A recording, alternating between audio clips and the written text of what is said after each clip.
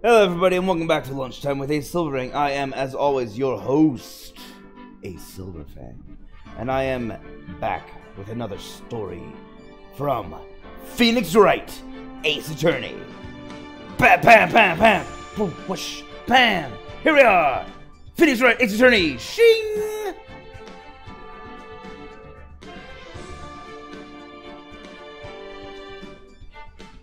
Continue. Last we left off, poor Edgeworth had been accused of murder on a boat in the middle of a lake with witnesses on Christmas Eve.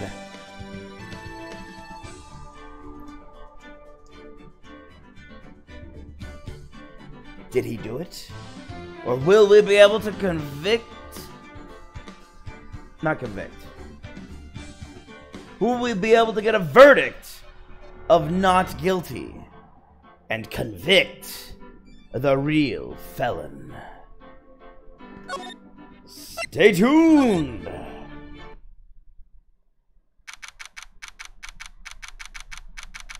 December 26th, 9:44 a.m. District Court, Defendant Lobby number 2. Karma? That's right, Manfred von Karma. He's the best. Yeah, he's the best prosecutor there is. He hasn't lost a case in his 40-year career.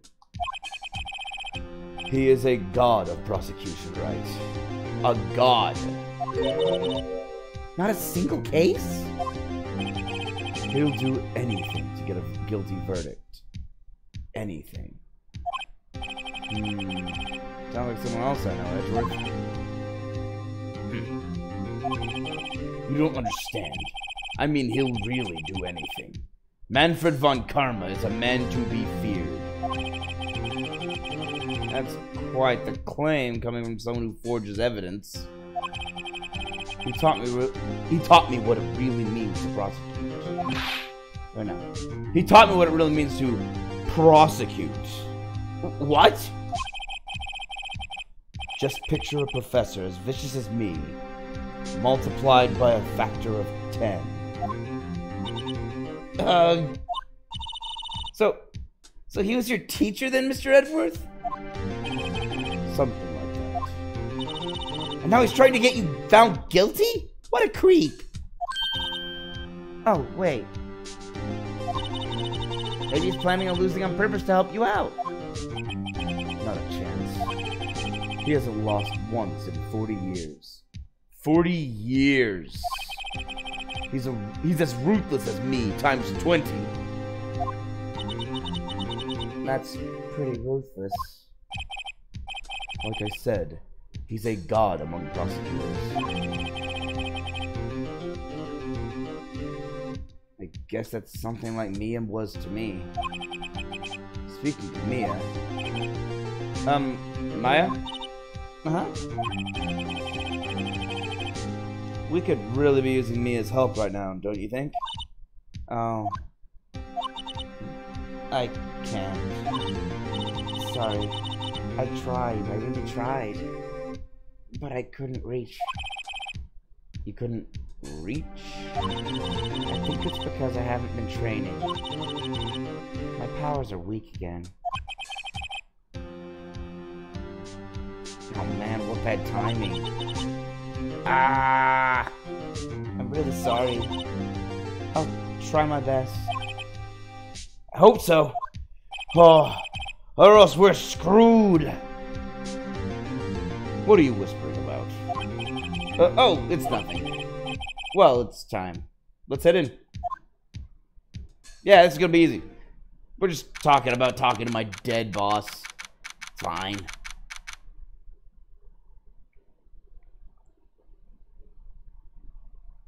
Ah, swig for good luck.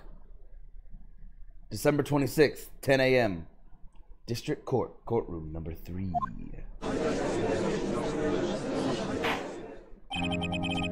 Court is now in session for the trial of Mr. Miles Edgeworth. The defense is ready, Your Honor.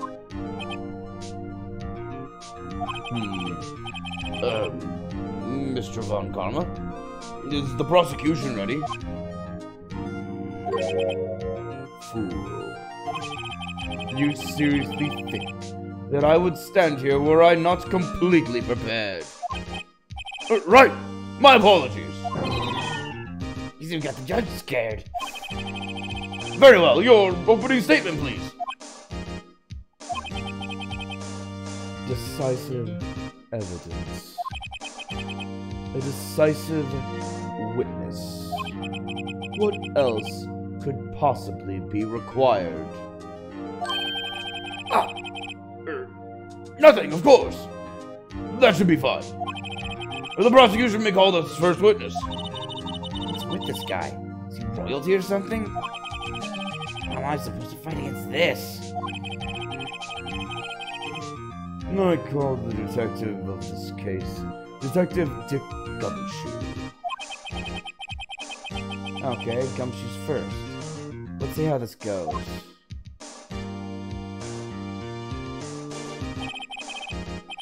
Describe the incident now. Yes, sir! Gumshoe looks nervous. Please take a look at the map. The murder happened late Christmas Eve, around midnight. There was one boat in the very middle of the lake. There were 2 men on the boat. Now, there happened to be a woman camping here on the edge of the lake. At 12:10 a.m., she heard 2 pistol shots. Then the boat started to move. It went toward the boat rental shop.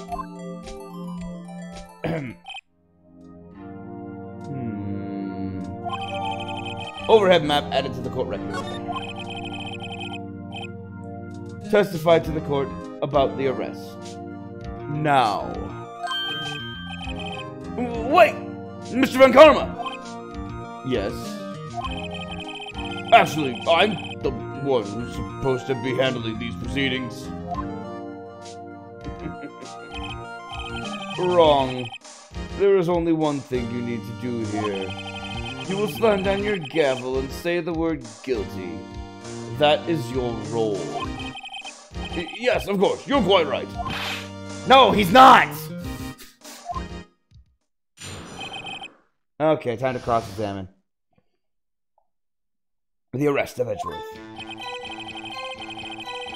Well, I mean, I'm not cross-examining yet. This is just testimony. A man called into the station around 30 minutes after midnight. Okay, 30 minutes after midnight, a man called into the station. We headed to the scene of the crime as fast as we could.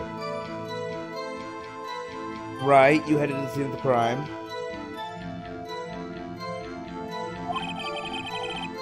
That's where we found Mr. Edgeworth. Now, I didn't expect anything of him at all. But the next morning, a body was found in the lake. So we had to arrest Mr. Edgeworth.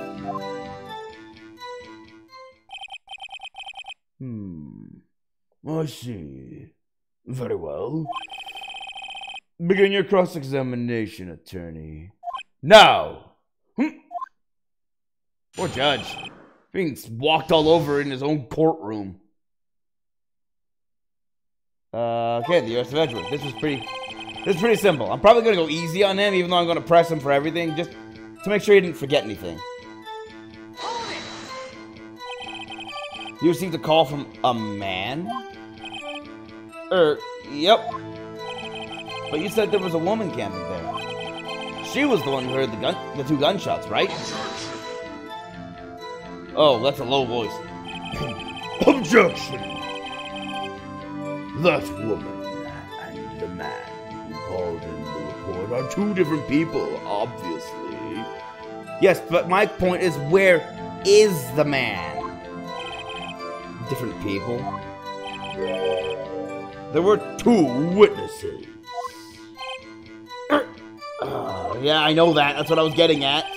Their testimonies were quite similar, however.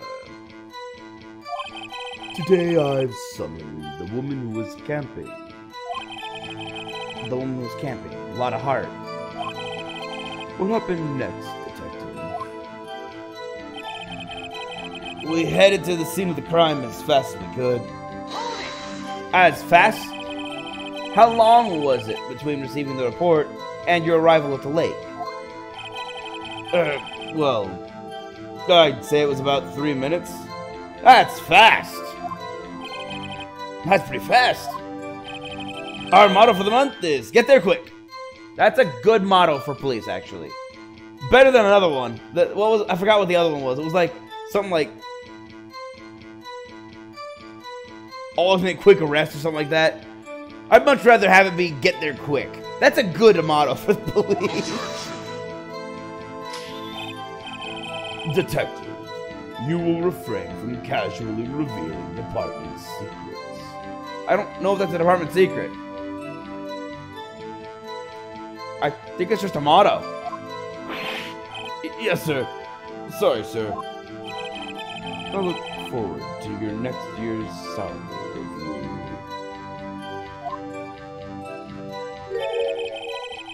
So much to look forward to these days. Great. There's no time for Detective daydreaming. Now, continue. Yes, sir. That's where we found Mr. Edgeworth. No, I didn't suspect him of anything at all. Hold on.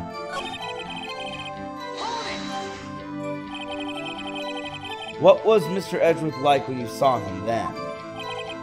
Well, from what I saw, he looked pretty relaxed. Not like a murderer at all, really. That's an opinion. Detective, the court requires the facts, not your opinion. How many years have you been on the force? Facts only, detective. Hard, cold, objective facts. Yes, sir. Man, he's got his share of objections. Yeah, he's been objecting to every single cross-examine I've done. Hold on. That's where we found Mr. Edgeworth.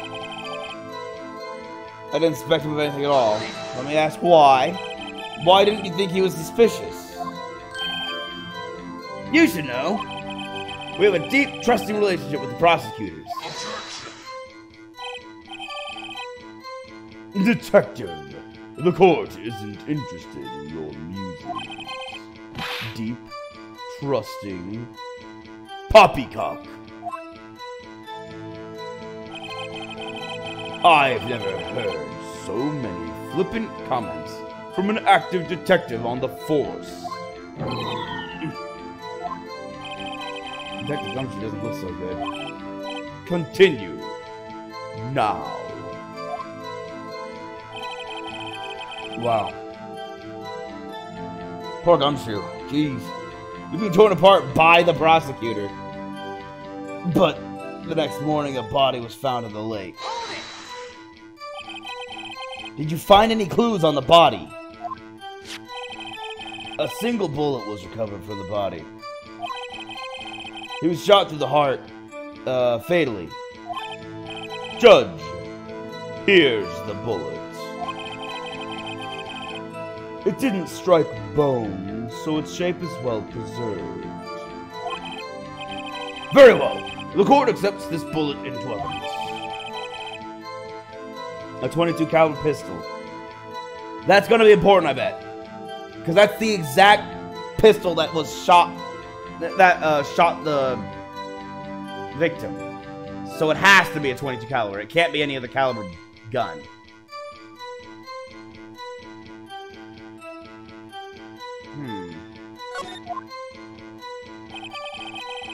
So we had to arrest Mr. Edgeworth. Why is that? Well, we found the murder weapon in the boat. The murder weapon? A pistol. Detective Gumshoe. What? That is a vital piece of information. Please revise your testimony. Right. Sorry, Your Honor. The murder weapon found in the boat was decisive evidence. What about that decisive evidence? What about the pistol made it decisive evidence? Just.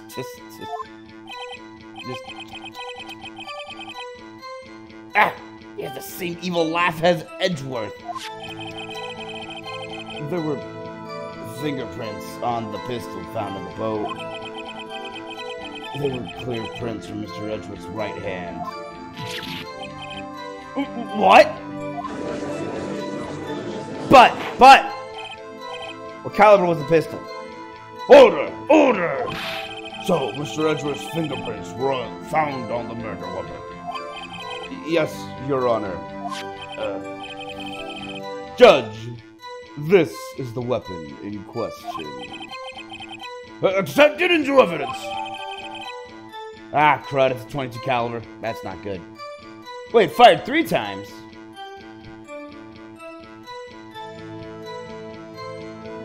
Pistol added to the court record. Members of the court, we now have the pistol used in the murder and the bullet found in the body. Detective. Yes, sir. Was the bullet found in the body fired from this pistol? Yes. The ballistic markings on the bullet match the pistol. Crud. This is really tight. This is a tight case. This is not looking good already, and we just started. Hey, Nick. What does he mean, ballistic markings? Shocking. To imagine someone here doesn't know something as basic as ballistic markings. Nick. He's glaring at me. Very well. I'll explain. Actually, Judge, you do it. You're not doing anything this trial. Eh? Me? Ballistic markings are like the fingerprints of a gun. The barrel leaves distinctive marks that on each bullet it fires. You can examine these ballistic fingerprints to see which gun fired the shot. It's quite accurate. It is still to this day one of the most accurate ways of determining whether a bullet fired a gun. And it is one of the most accurate ways of determining if a gun is the murder weapon or not.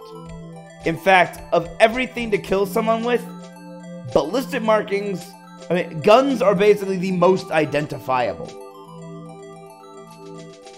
Kind of fascinating.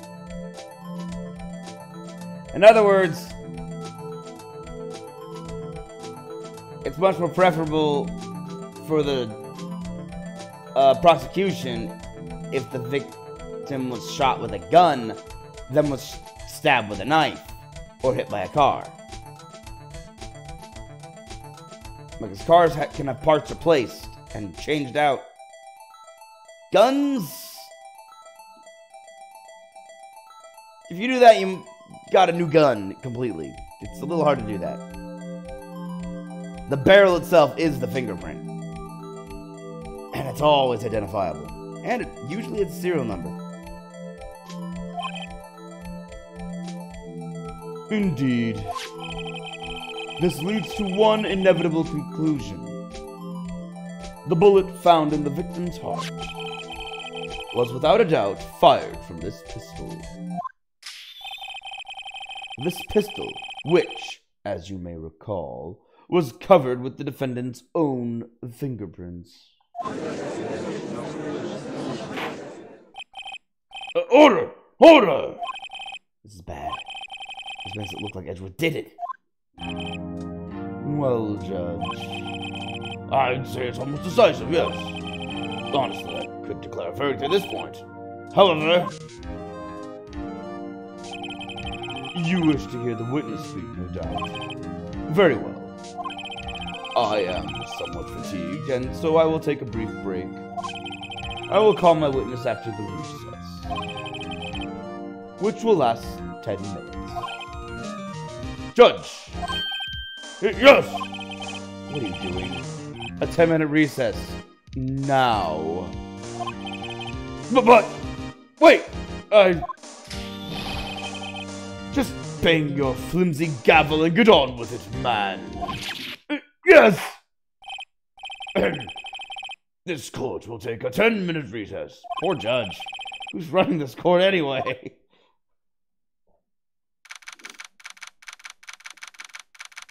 December 26th, 11:09 a.m. District Court. Defendant lobby number 2. Edgeworth, what's going on here? Why didn't you tell me you had a gun? Your fingerprints were on the murder weapon?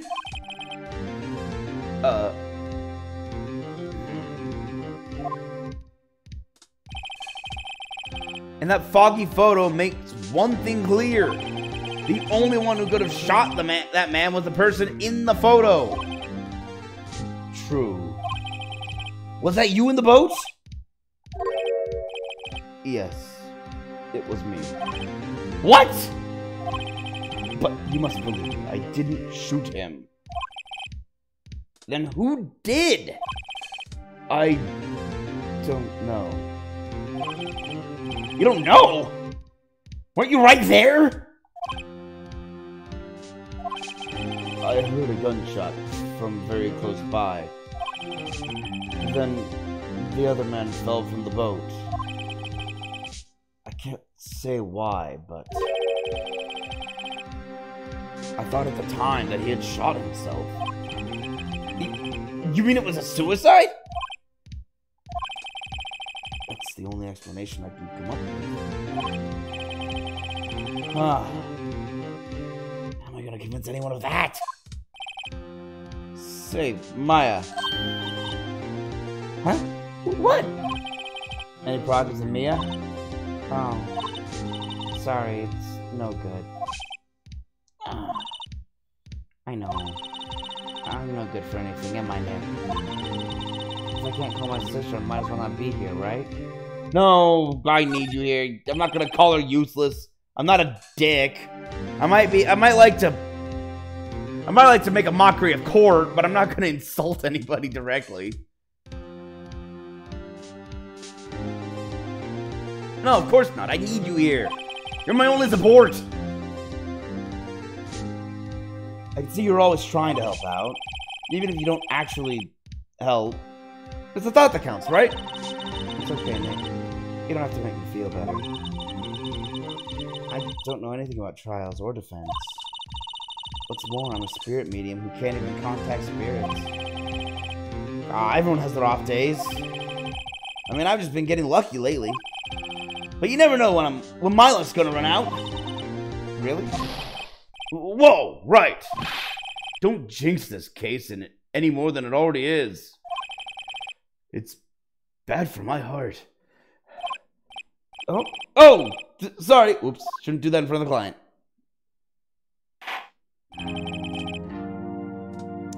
Court is back in session. Wow, that didn't give me much. That actually gave me less. Mr. Von Karma, call your witness. Yes. Will Miss Lotta Hart take the stand?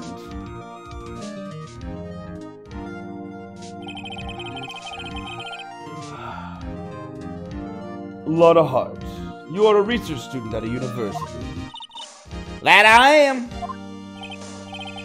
Good.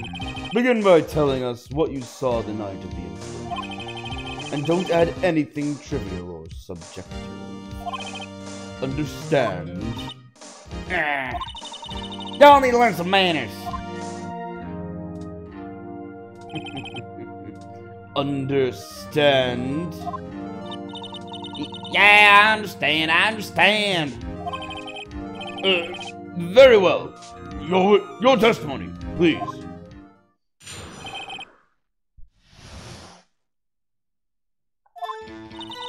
It was Christmas Eve, just after midnight, I reckon. I was in my car. I heard this bang come up from the lake. When I looked out, When I looked out the window, I saw 2 gents in a boat. And there was another bang. 2 bangs, okay. But only 1 hit the victim. There wasn't near a thing on the lake but that boat. Okay. Enough. Huh? Judge. She happened to take a photo of the incident. This is that photo. Accepted as evidence. Well, this is a surprise. This looks like the very moment of the murder. Impossible. It was the very moment after the murder. Think about it. I just realized that.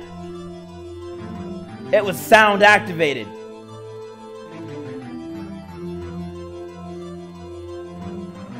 Order! I'll remove people from this courtroom if I do not have order immediately. As the witness testified, she looked at the lake when she heard the shot.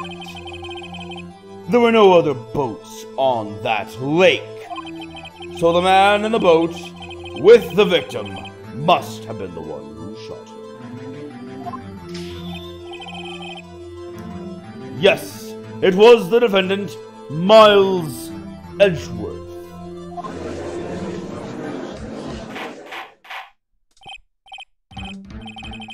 Order! Order! Order! I will have order!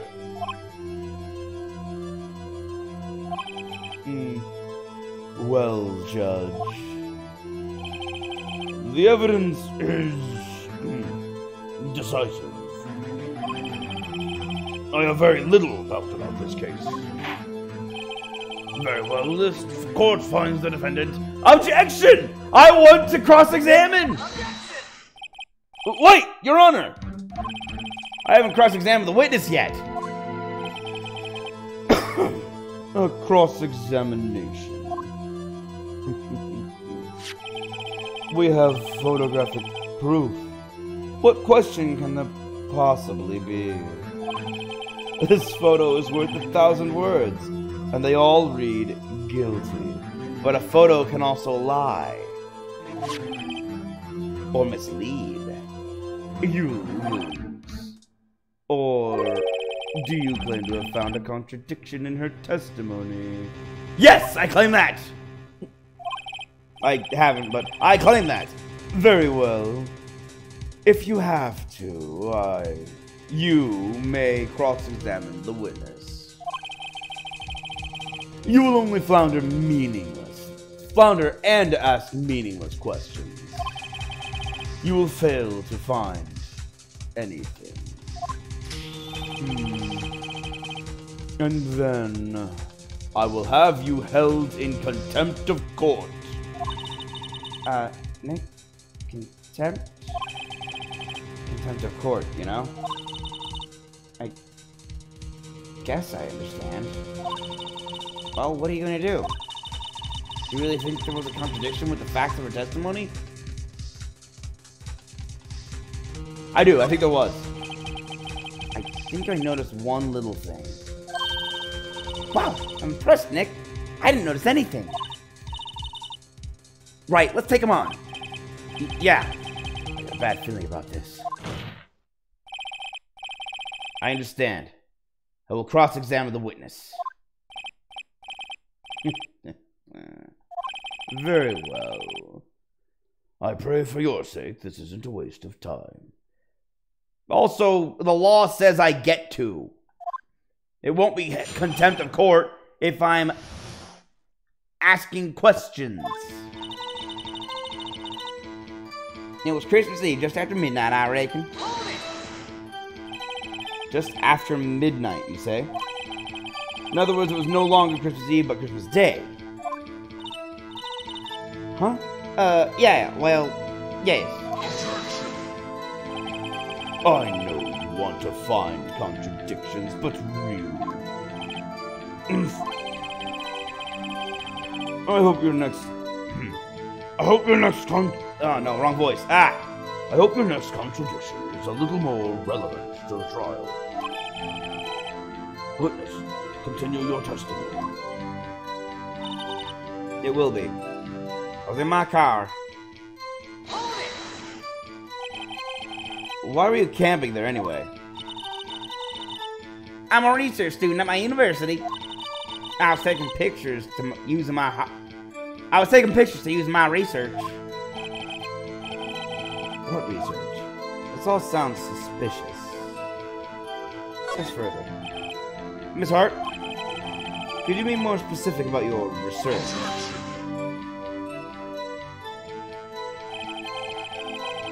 What does the witness's motive in camping by the lake have to do with this case? The answer is nothing. I object to this line of questioning. Objection sustained. You can't sustain your own objection, you asshat! Wait now. I'm the one who says that. Well then say it already. Objection sustained. Thanks for nothing, Your Honor. I heard this bang come up from the lake. So you weren't looking at the lake at the time? Nope. I left after I heard that noise. She said that already. I asked you to find contradictions, not leisurely chat with the witness. I'm still attacking her. Hold on. When I looked out the window, I saw two gents in a boat. There it is. Could you clearly see the two men? Just look at the picture. Clear enough for you? Uh-oh.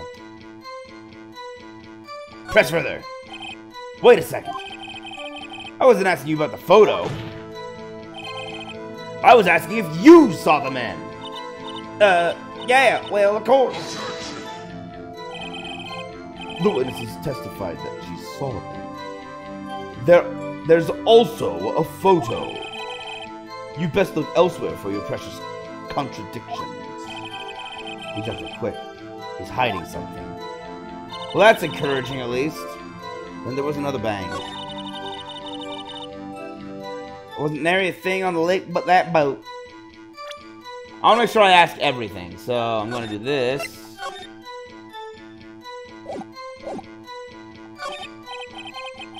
There weren't any contradictions in there.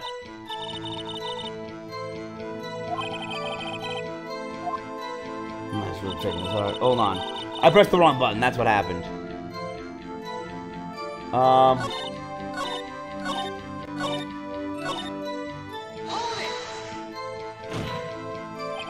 Are you sure about that?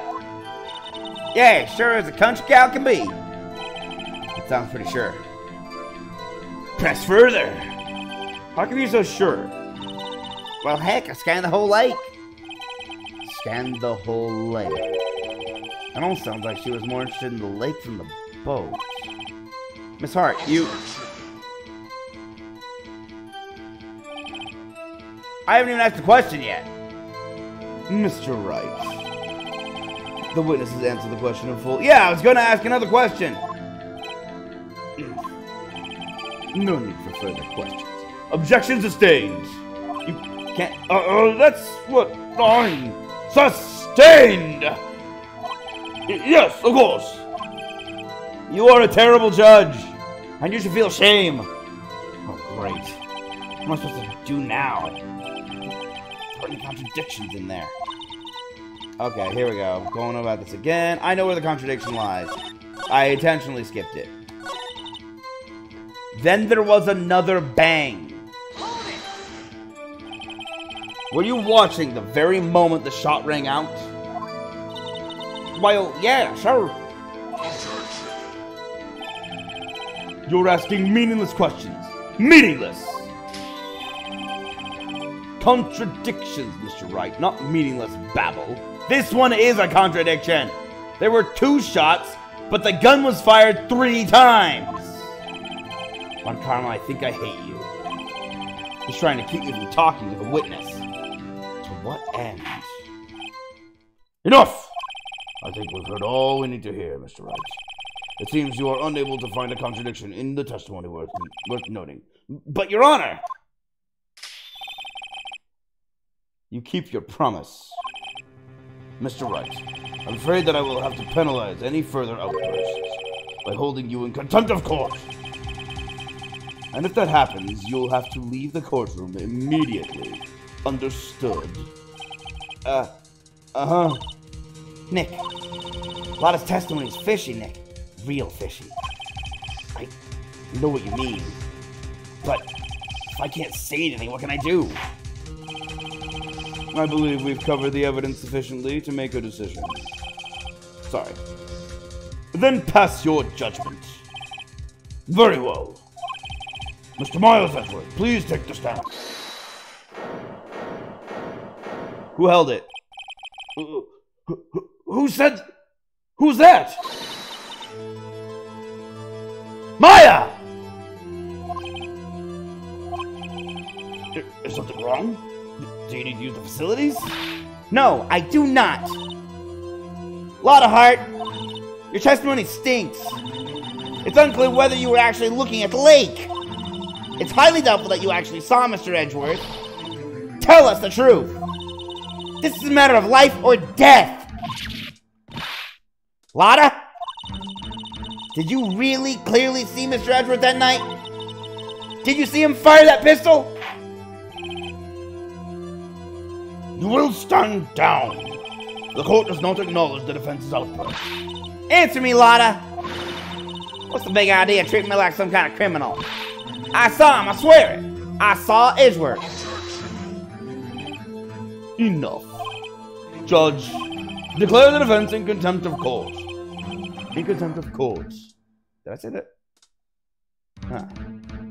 I felt weird in the mouth to say for some reason. Yes, of course.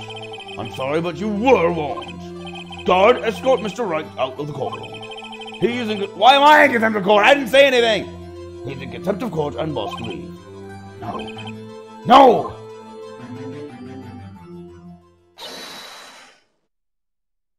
Wait! I was the one who made the outburst, Your Honor. Nick is innocent. Huh. What's the difference? All that remains is for the guilty verdict to be declared. Isn't that right, Mr. Phoenix Wright? Wrong!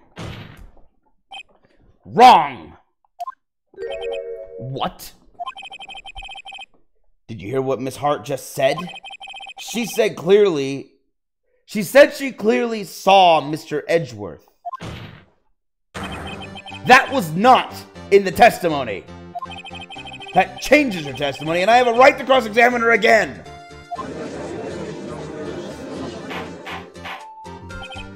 Order! Order! Order! Order!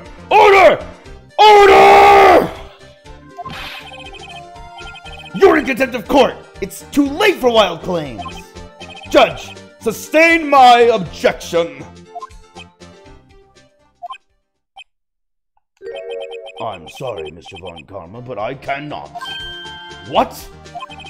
Miss Lotta Hart has made a new testimony. The defense does have a right to cross-examine her again. But he's in contempt of court! No, I am! If you're going to arrest someone, arrest me! Very well. Maya Fey, you will leave the courtroom immediately. Nick, I did what I could. You have to do the rest. Good luck. Maya! Alright, well, here I am on my own.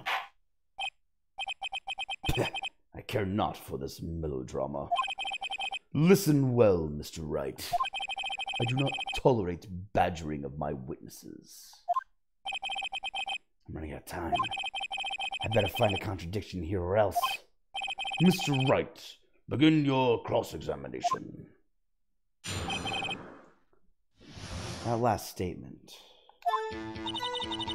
I saw it clear as day. The man on the boat was Mr. Edgeworth. One statement. That's all I can cross-examine. Well, what about the other man?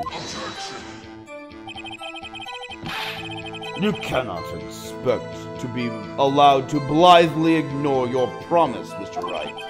I believe you claimed there was a contradiction in the witness's testimony. Well, find it, if you can. Mr. Wright, I have to assign you a penalty. What? What? Damn. That's it? Uh-oh. I don't know if I can find anything in that. I can't squander my efforts either. Okay, I'm not allowed to press them. I have to present evidence.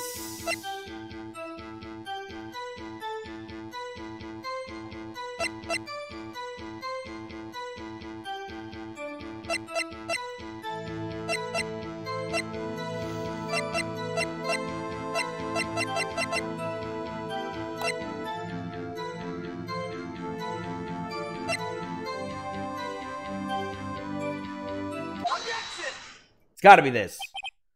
Got you. Got you, Miss Hart. Finally.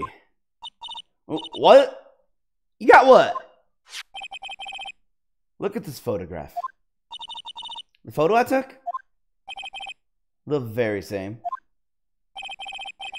There's something I want you to see in this photo. It's quite clearly visible. The fog, Miss Hart. So? This picture was taken with professional high-quality film, correct? Yet even it could not capture the faces of the men on the boat. Yet you claim you saw Mr. Edgeworth. How? What? Mr. Wright has a point. That's why I told her not to say that in her testimony. Please. Yet now she has said it, Mr. Von Karma. How can you possibly see Mr. Edgeworth? Explain yourself! Miss Hart? What? Did you see the defendant that night? Of course! I said I could, and I mean I could. Then please testify to the circumstances of your sighting. I did it. I finally found a hole in Von Karma's carefully vague testimony. Carefully vague. That's a weird statement. It's true, it's just weird. How Edgeworth was seen. You're right. It was a cold night and the fog was thick as grits. So once I finished setting up my camera, I got back in the car. Still, I brought my binoculars with me. When I heard that noise out on the lake, I looked out with my binoculars. See? No problem. You used binoculars. Yeah, that would help you see through mist. Binoculars, they see through things. Very well. You may begin your cross-examination, Mr. Wright. This one better be good. How Edgeworth was seen. The cross-examination. Your eye was cold, thick as grits. Hold on, let me look at what most likely is the problem, and I will then go back and scan everything else. I was finished setting up my camera, I got back in the car. Still, I brought my binoculars with me. I looked with binoculars.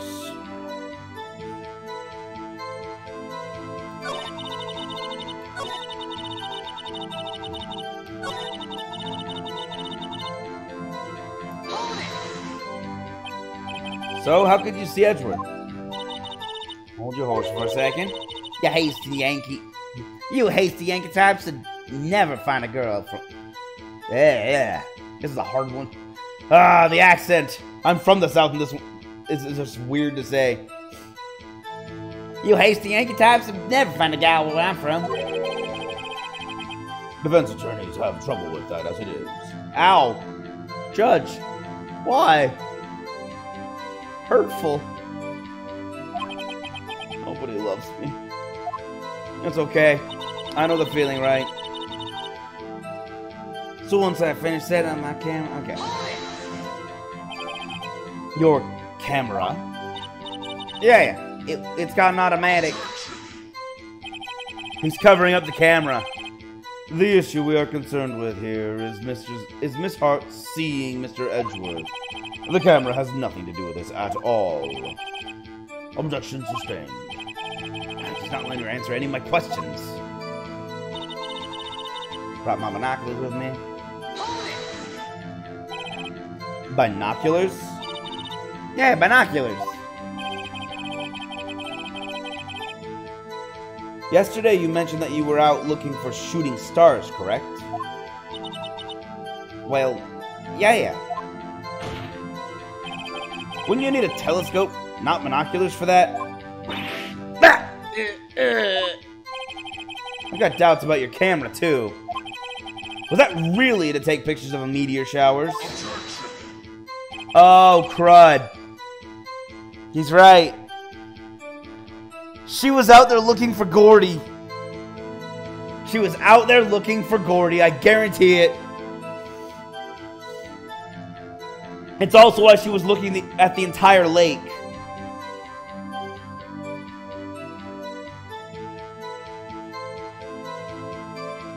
The camera is irrelevant to this case. You can't say that for certain. Mr. Wright, is the camera really relevant to this case? If you believe it is, you may continue with this line of questioning. But know this, if you find nothing with this, there will be consequences. Well, Mr. Wright, do you wish to press further about the camera? Yes, press further. This camera's important. This is make it or break it time. The camera is of utmost importance, Your Honor. It is perhaps the key to this entire case. Therefore, I will continue my line of questioning. Wow. Maybe I went a little overboard there. Very well. Miss Hart, you will testify to the court about the camera. Yeah, I hear you. The camera was set up to take pictures of the meteor shower. Okay, hold on. I looked up with my binoculars. If there was heavy fog, how would binoculars change that at all? What do you mean? Even binoculars can't see through fog, but you say you clearly saw him. I did. Yeah. Enough. There is no room for doubting the testimony. Sounds pretty doubtful to me. But I have to find a clear contradiction first. I don't care how many von Karmic objections I get.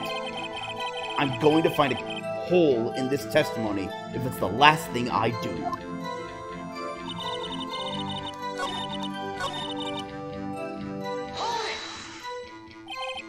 Miss Hart, what made you choose that lake to photograph meteors? You know the fog gets thick on that lake. It's not very suited for stargazing. Yeah, well, you see, I guess I wasn't thinking too straight. Mr. Wright, I will not have you badgering my witness because of her challenged intellect. Wow, he's an idiot. Not an idiot, an asshole. He is an absolute jerk. Now wait a minute. Continue your testimony. You were saying how it was that you saw Edgeworth. No unnecessary comments, please. Okay, hold up.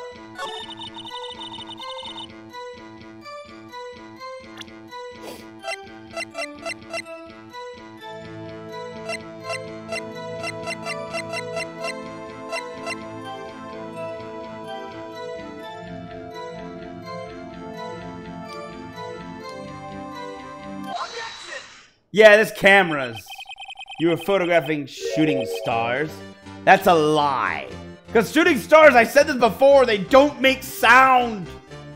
They're too far away. They make sound. They don't make sound you can hear. If you can hear a shooting star, you're too close to the star and you're about to be, you know, crushed by a meteor. 1 second. Oh, man. So says who?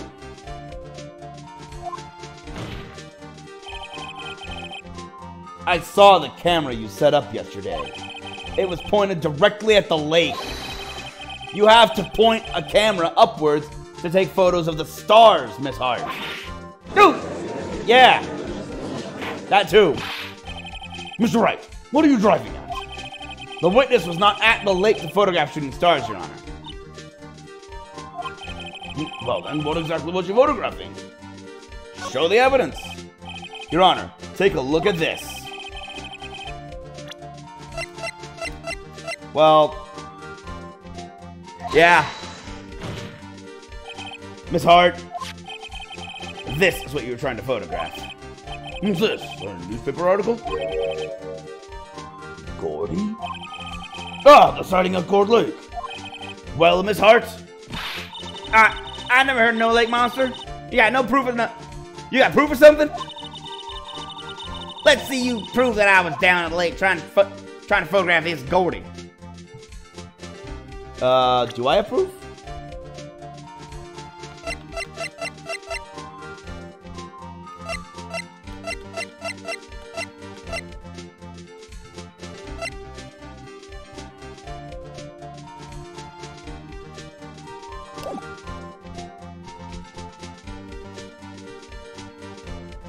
I don't think I have proof. I don't think I have proof. Well, I don't have proof. Bah! You're not as entertaining, Mr. Wright, but enough is enough. I've had enough of baseless claims without a hair of evidence to support them. Well, alright, if that's how you want to play, I'll show you evidence. Mr. Wright, are you sure about this? I'm sure sick of that smarmy prosecutor putting me down. Or did he taunt me so I get mad and make a mistake? Very well, let's see it. And no joking around this time, please. Apparently I have evidence. I didn't know I had evidence. What was the proof the witness was trying to photograph Gordy, the lake monster? The opposite. Check.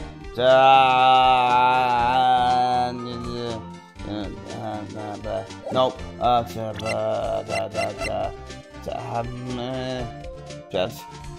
Camera! The proof, Miss Hart, is your own camera! Nah! Your camera was set to take photos in response to loud noises, correct? Thus, this photograph here taken when a gun fired on the lake. And here's this article about Gordy. According to this article, Gordy made a loud noise when it emerged. Well, you were trying to photograph Gordy, weren't you? That's why you've had your camera set to respond to loud noises.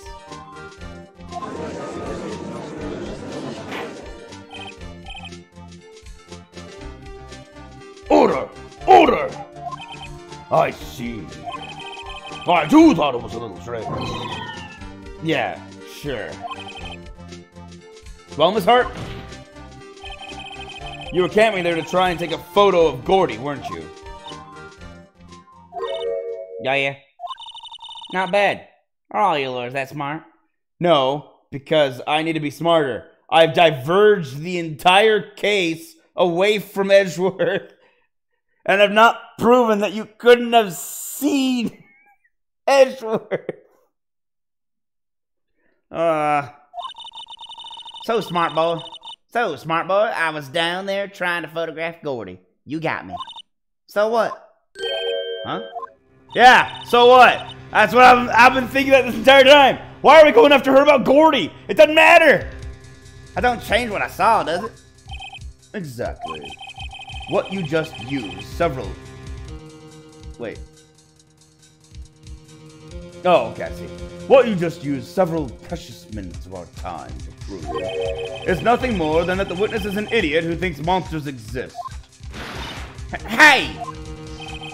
But as she so succinctly said, so what? It changes nothing. Not true. You were hiding the whole thing about Gordy for some reason, I know it. But what could it have been? Whatever it is, I'm getting to the bottom of this. Miss Hart, why did you hide the fact that you were searching for Gordy from the court? Even the judge knows this. Please revise your testimony. Right. Fine, I'll testify. It won't change nothing, though. Something will change. It has to. And I'm going to spot it. Because the more... Here's the logic behind this. the more times you have them revise their testimony, the more times it gets farther away from the rehearsed testimony the prosecution had them practice. That's why we're doing this, and why we keep having them change their testimony. A lot of new testimony. Actually, I'm not a research student at a university. I'm an investigative photographer. Wait. Investigative photographer. Photographer. Ah. I'm ashamed of a Texan. I can't use a southern accent. I have no southern drawl. Ah! Imagine what a scoop it'd be if I got a picture of that monster. That's why I was camping out by the lake. But that's all I was hiding. When I heard the bang, I looked straight out at the lake. That's what she keeps saying, but there were 3 shots. There wasn't much else to look at. So I just watched that boat the whole time.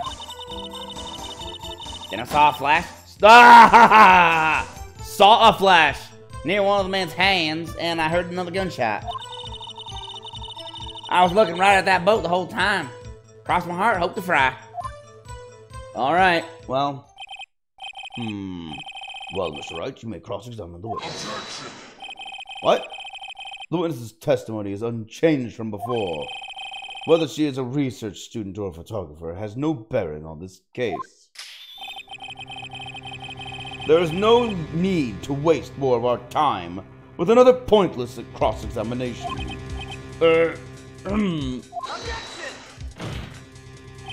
I claim the defense's right to cross-examine the witness, Your Honor. Montgomery's up to something, I know it.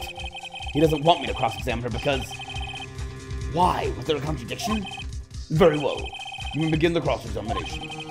You seem sure of yourself. You must have something in mind. I do. That would be a first. Very funny.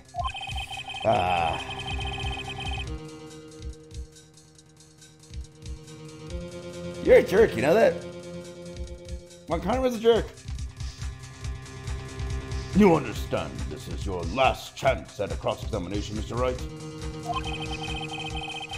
If there is no problem with the testimony this time, we will let the witness leave. I will announce my verdict at that time, Mr. Wright. Understood. Yes, Your Honor. Okay. My last cross-examination.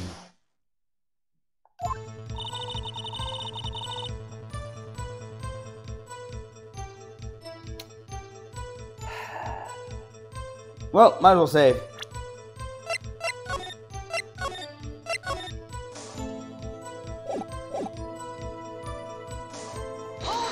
Under press. Then what manner of person are you? I'm not sure I'm highfalutin enough to be called a manner of anything. An investigative photographer. An investigative photographer? Yep. You get your photo and sell it to the press. It's that kind of business. Hey, I was taking pictures at my sister's graduation last year. And guess what? What? There was a UFO!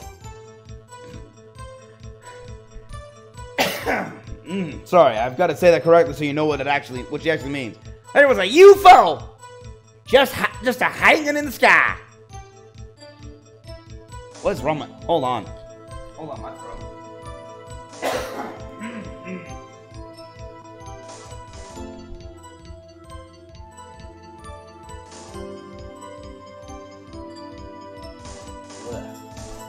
Hey, what the heck happened to my throat? It got all tight. Couldn't loosen it up. There was a UFO, just a hanging in the sky. It's a UFO. UFO. You say it all fast, so it's UFO. A UFO? You know, an unidentified flying object. A UFO. That's when I had a sort of revelation. I knew I should become an investigative photographer. Hey, I see. Kind of shaky basis for a career. Because of that monster. Is Gordy really all that newsworthy? Heck yeah! They even had him up on the TV. I'm not sure that appearing on the local news' Rumor of the Month segment qualifies. What was the Rumor of the Month? How many rumors are there to have that many to have a segment dedicated to it? Last month's segment was Bigfoot sighted on Acorn Hill, I believe.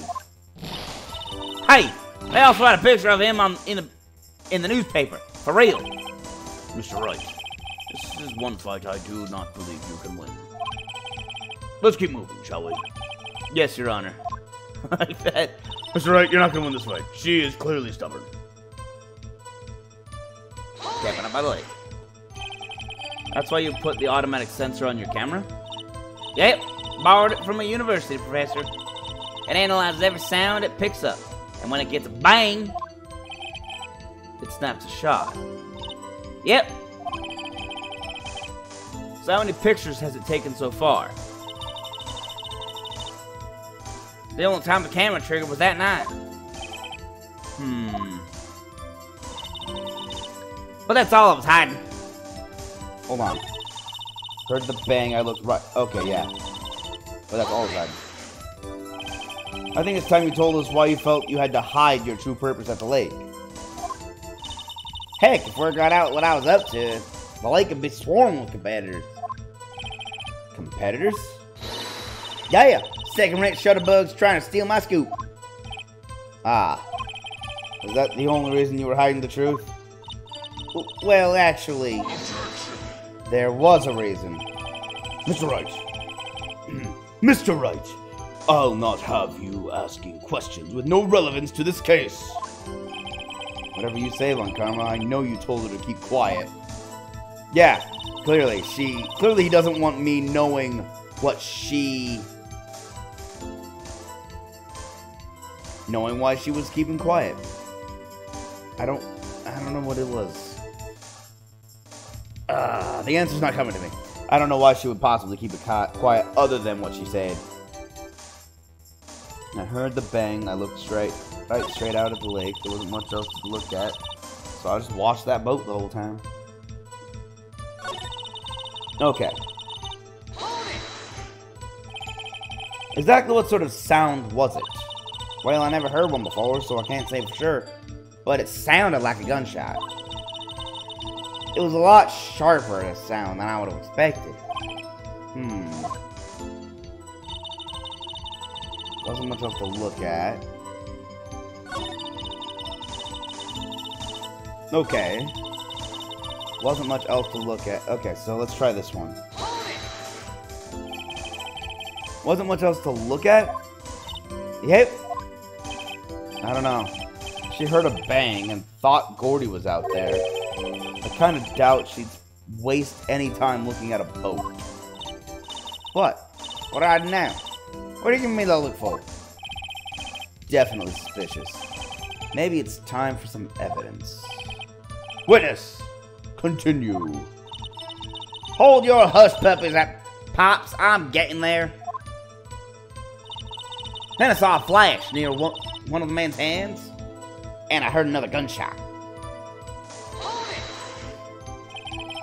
Was there nothing on the lake but the boat at the time? Huh? Wait, so you're thinking maybe he was shot from some other place? I don't think so, no. The lake was smooth as glass and nobody was on the shoulder either. I better find some sort of contradiction in this testimony. I won't be able to beat Von Karma any other way. He has to be something. There has to be something, yeah. Okay.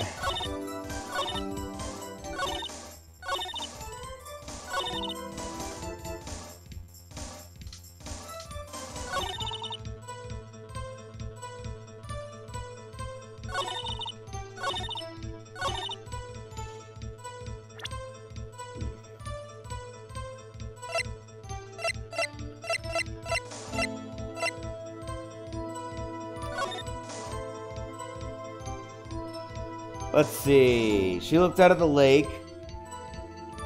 Down south, that stand is the hot dog stand where Larry was, well, selling hot dogs dressed as Santa Claus. And the boat rentals are right there south of where she was standing. See? Hot dog stand, boat rental, and lot of heart.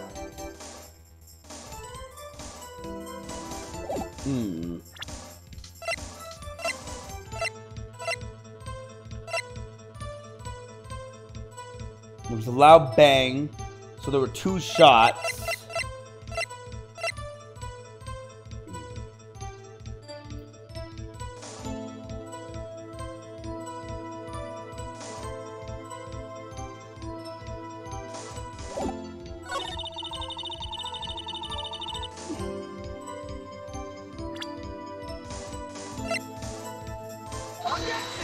This wasn't it. Okay.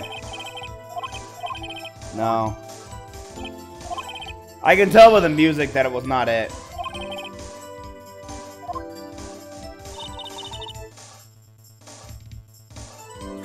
So it's not the gunshot being... Well, that's the problem. They say it was only fired twice, but there's... It was fired 3 times. So...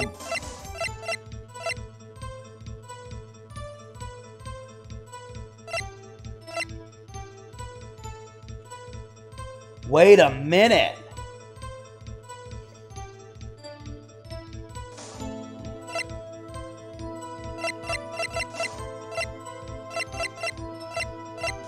Dang it, they said the guy was shot at 12:30. But this says the photo was taken at 12:15. It's a 15-minute discrepancy.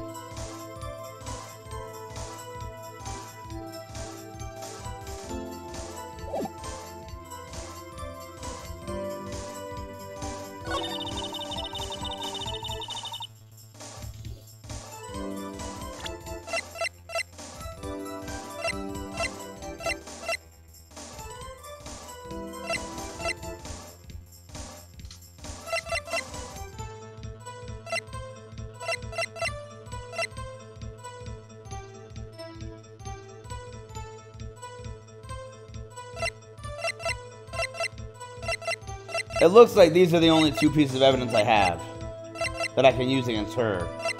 I've already used this. That's not going to be helpful anymore.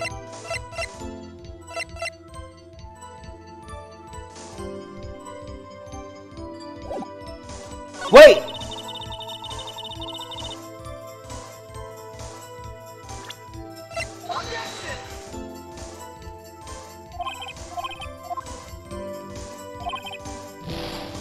How is that not? Hold on, I'm gonna reload. No, I'm not. Hold on. I'm gonna save here because I don't want to lose any more points.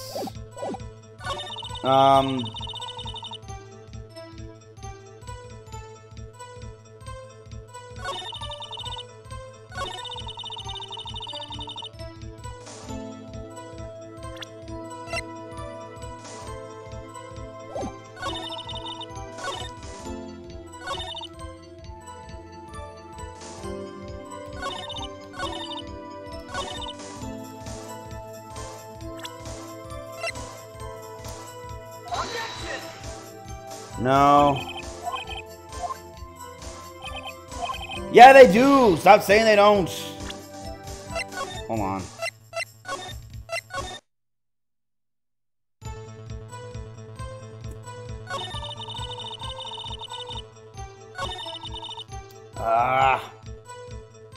What am I missing? I'm gonna look at this all very carefully.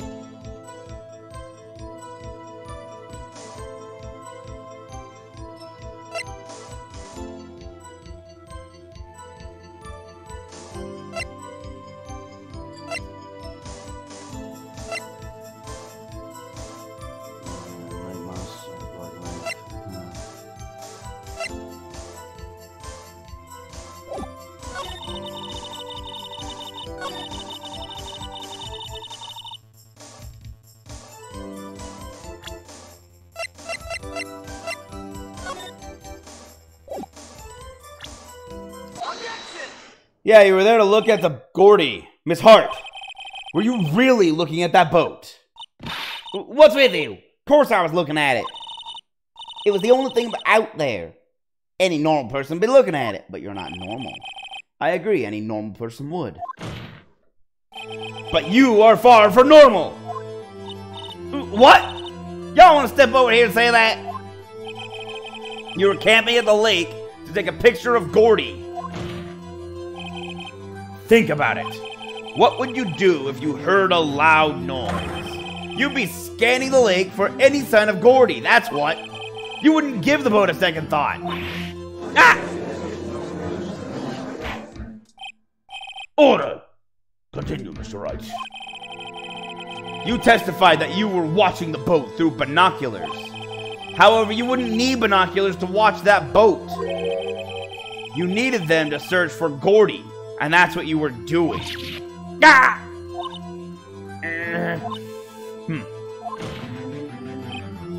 Well? Well, now that y'all mention it, I did sort of take my binoculars and kind of scan the lake a bit. I mean, Gordy might be out there and all. Miss Hart, are you saying that you were not What? Yeah. What was that break? Are you saying that you were not watching the boat, then?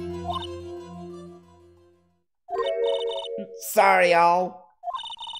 I wasn't fibbing, really. I thought, you know, I could be a witness to a murder and all. I kind of got excited. I was sure I was watching that boat till now. This is totally uncalled for. But hey, you got the photograph, you got proof.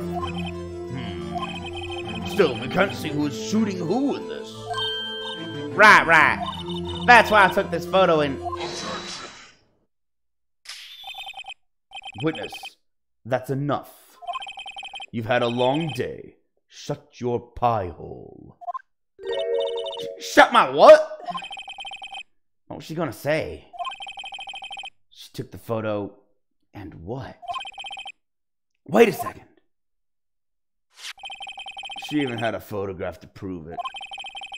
But you really can't tell from the photo who's shooting.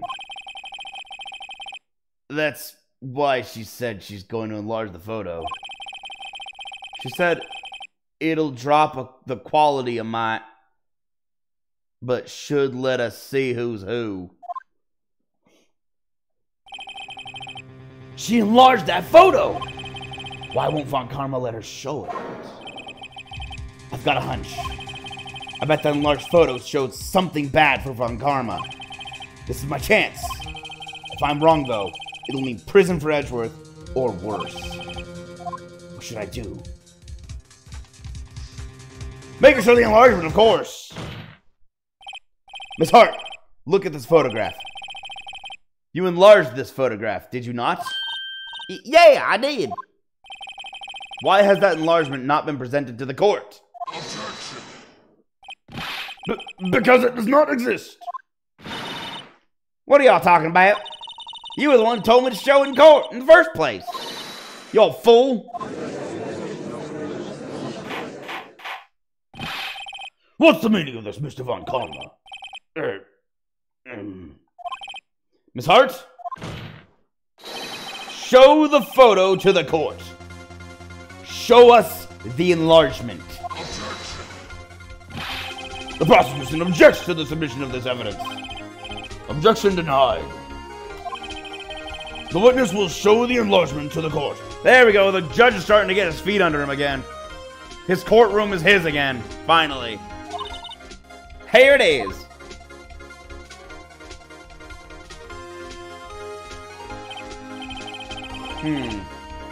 We still cannot see who's firing in there. We still cannot see who is firing in this. It could be the defendant, or maybe it's not. Regardless, I'll accept this as evidence.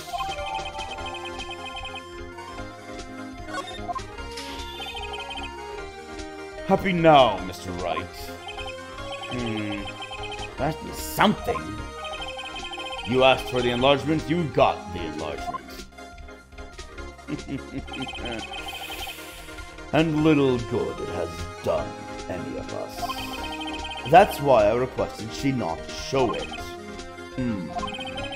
I suppose this means that the cross-examination is over, obviously. Then I would like to close the cross-examination of Miss Lotterheart. And none too soon. That was a flagrant waste of my time. Mr. Von Conra, do you have anything to add? I stated everything I needed to when this trial began.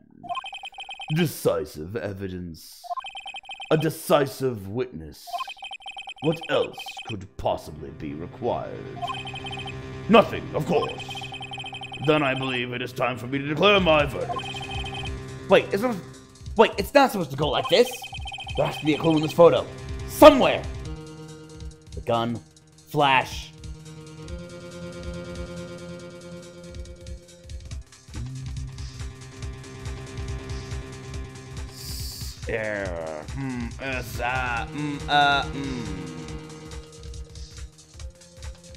Can't even see who the victim is.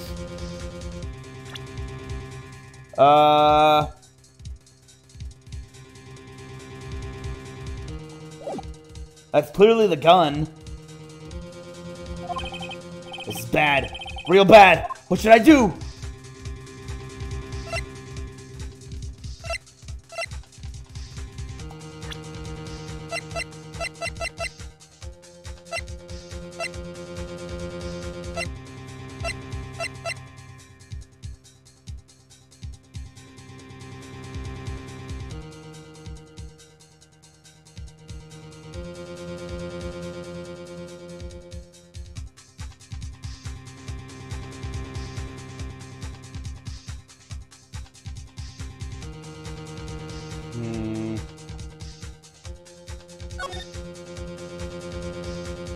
That really doesn't show us anything, does it?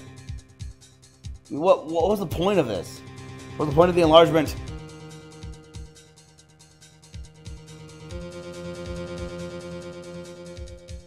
If they're going to declare him guilty...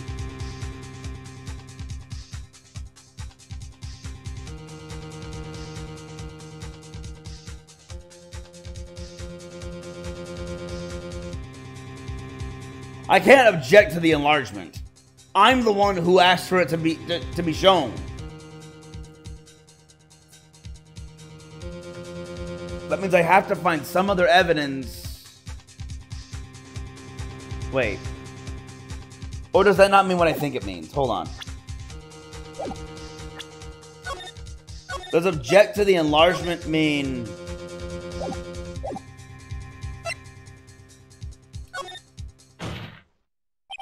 Your Honor! There is something decidedly strange with this enlargement. What might that be? I don't know either, but I'm winging it. Mr. Wright, you will show the court what you mean. What about the photo is strange? Okay, here goes nothing. I'll show the judge what's strange about this photo. I will.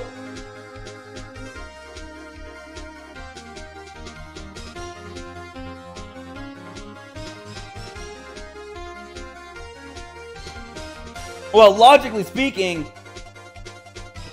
if it goes off when you hear a sound and it's at a distance and light travels faster than sound, the flash should have happened before the sound would have hit the camera, and thus the camera wouldn't have gone off until after the flash.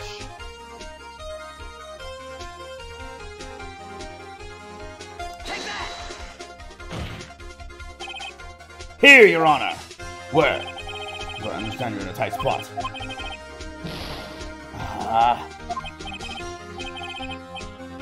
My fingertip. Let me show you again. Okay, hold up. I cannot reload, dang it. Okay, oh my gosh! Ah! It's right-handed! No! No! Yes! What, the shooter? Look at the hand holding the pistol, Your Honor. The hand? The hand directly contradicts another piece of evidence. This man's left hand does what? This man's left hand does what? Let me show you. I'll show you the evidence that left hand contradicts.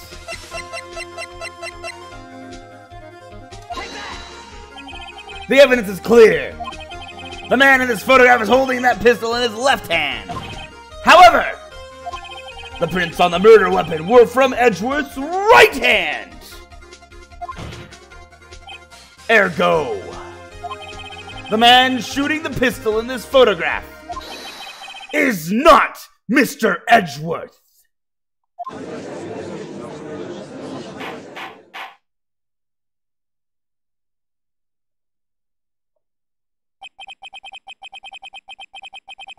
Now that everyone in the courtroom has quieted down, I would like to reconvene this court of law. Mr. Wright. Yes, Your Honor. You have given us definitive proof today. We now know that it was not Mr. Edgeworth who fired the pistol that night. However, this leaves us with a rather large problem. If Mr. Edgeworth didn't do it, then who shot our victim? Precisely. As we have seen, there were no other people on the lake that night. Who but the defendant could have shot the victim? I'm not gonna throw Larry under the bus. I'm in trouble. I only have one save. Or, not save. I only have one point left. The victim himself! The one special explanation remaining. The man who shot the victim was none other than the victim himself. Order! Order! So, you are saying that the victim committed suicide? Yes, Your Honor. I can think of no other explanation. Indeed. That does seem to be the only other remaining option. I'm so very, very sorry, Mr. Wright. But suicide is out of the question. What? An examination of the victim's wound reveals the distance at which he was shot. This is something I didn't have earlier. I didn't have the distance at which he was shot. The distance? The victim was clearly shot from further than a meter away. That's just further than a meter. That could be a kilometer for all we know. Who knows? A meter? That's 3 feet. Yeah, basically. Roughly. There is no way it could have been a suicide.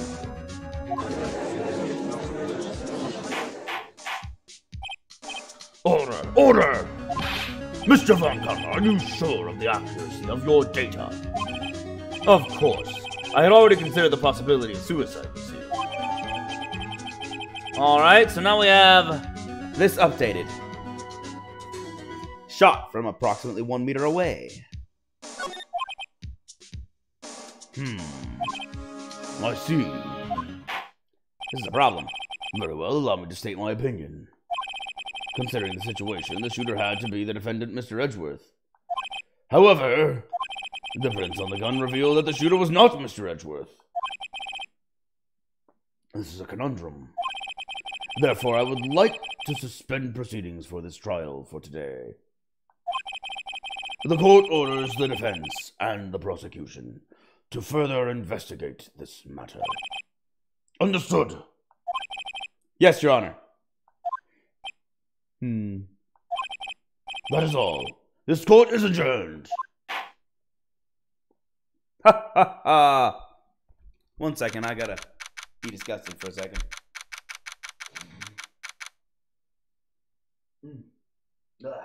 Don't worry, I've got the mic really far away from my face, so clearly you can't possibly hear it. Okay. December 26th, 1:15 p.m., District Court, Defendant, Lobby number 2. That was a close one. Hey! Don't you have anything to say? No, I have yet to be declared innocent, right? Well, yeah, but what happened out there on the lake anyway? If he didn't commit suicide, then who? Yeah, it's like, I'm not asking for your thanks. I'm asking for what happened out on the lake. The shooter was about a meter away, too. What?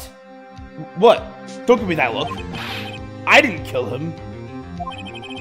I did not kill him. I was just kidding around. No, I was just kidding around. Look, I'm going to go check on Maya. Oh. Right. What? Tell her something for me. Tell her... Ah, I've got to differentiate between him and Karma. Hold on. Tell her something for me. What?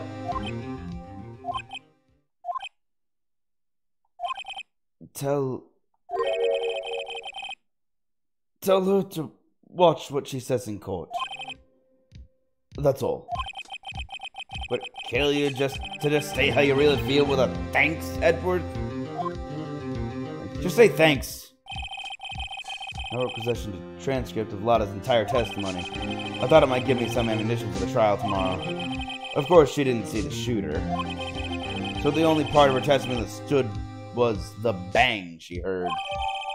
Lotta's deposition added to the court. I heard 2 sounds like gunshots just after midnight.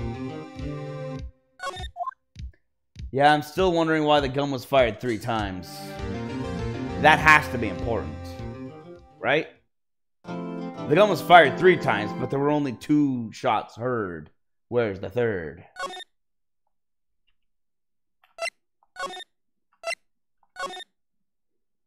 Let's continue to day 2's investigation and find out.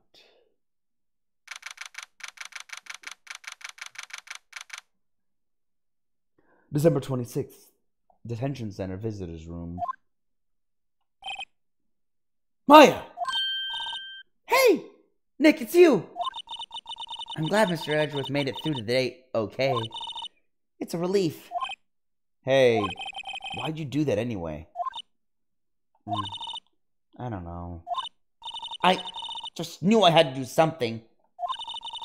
I know I'm not the lawyer my sister was. I'm sorry. Well, you did save the trial. Just behave from now on, okay?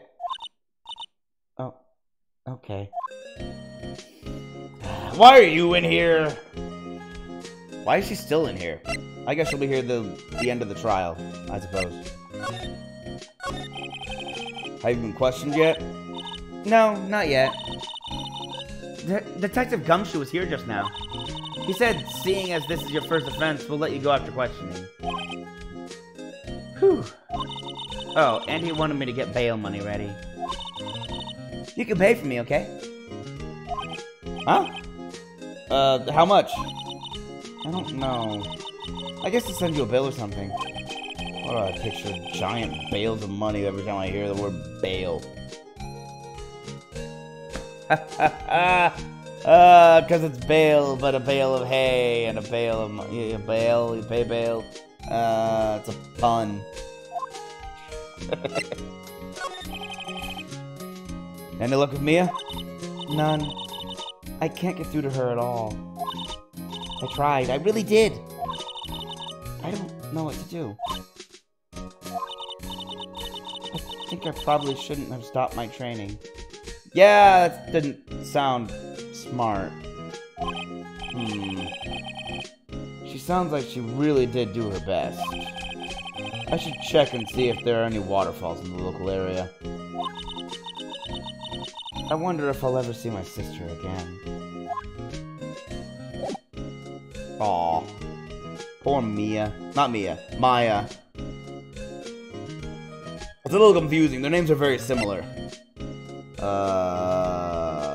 Perk up! Here's my attorney badge! Pathetic.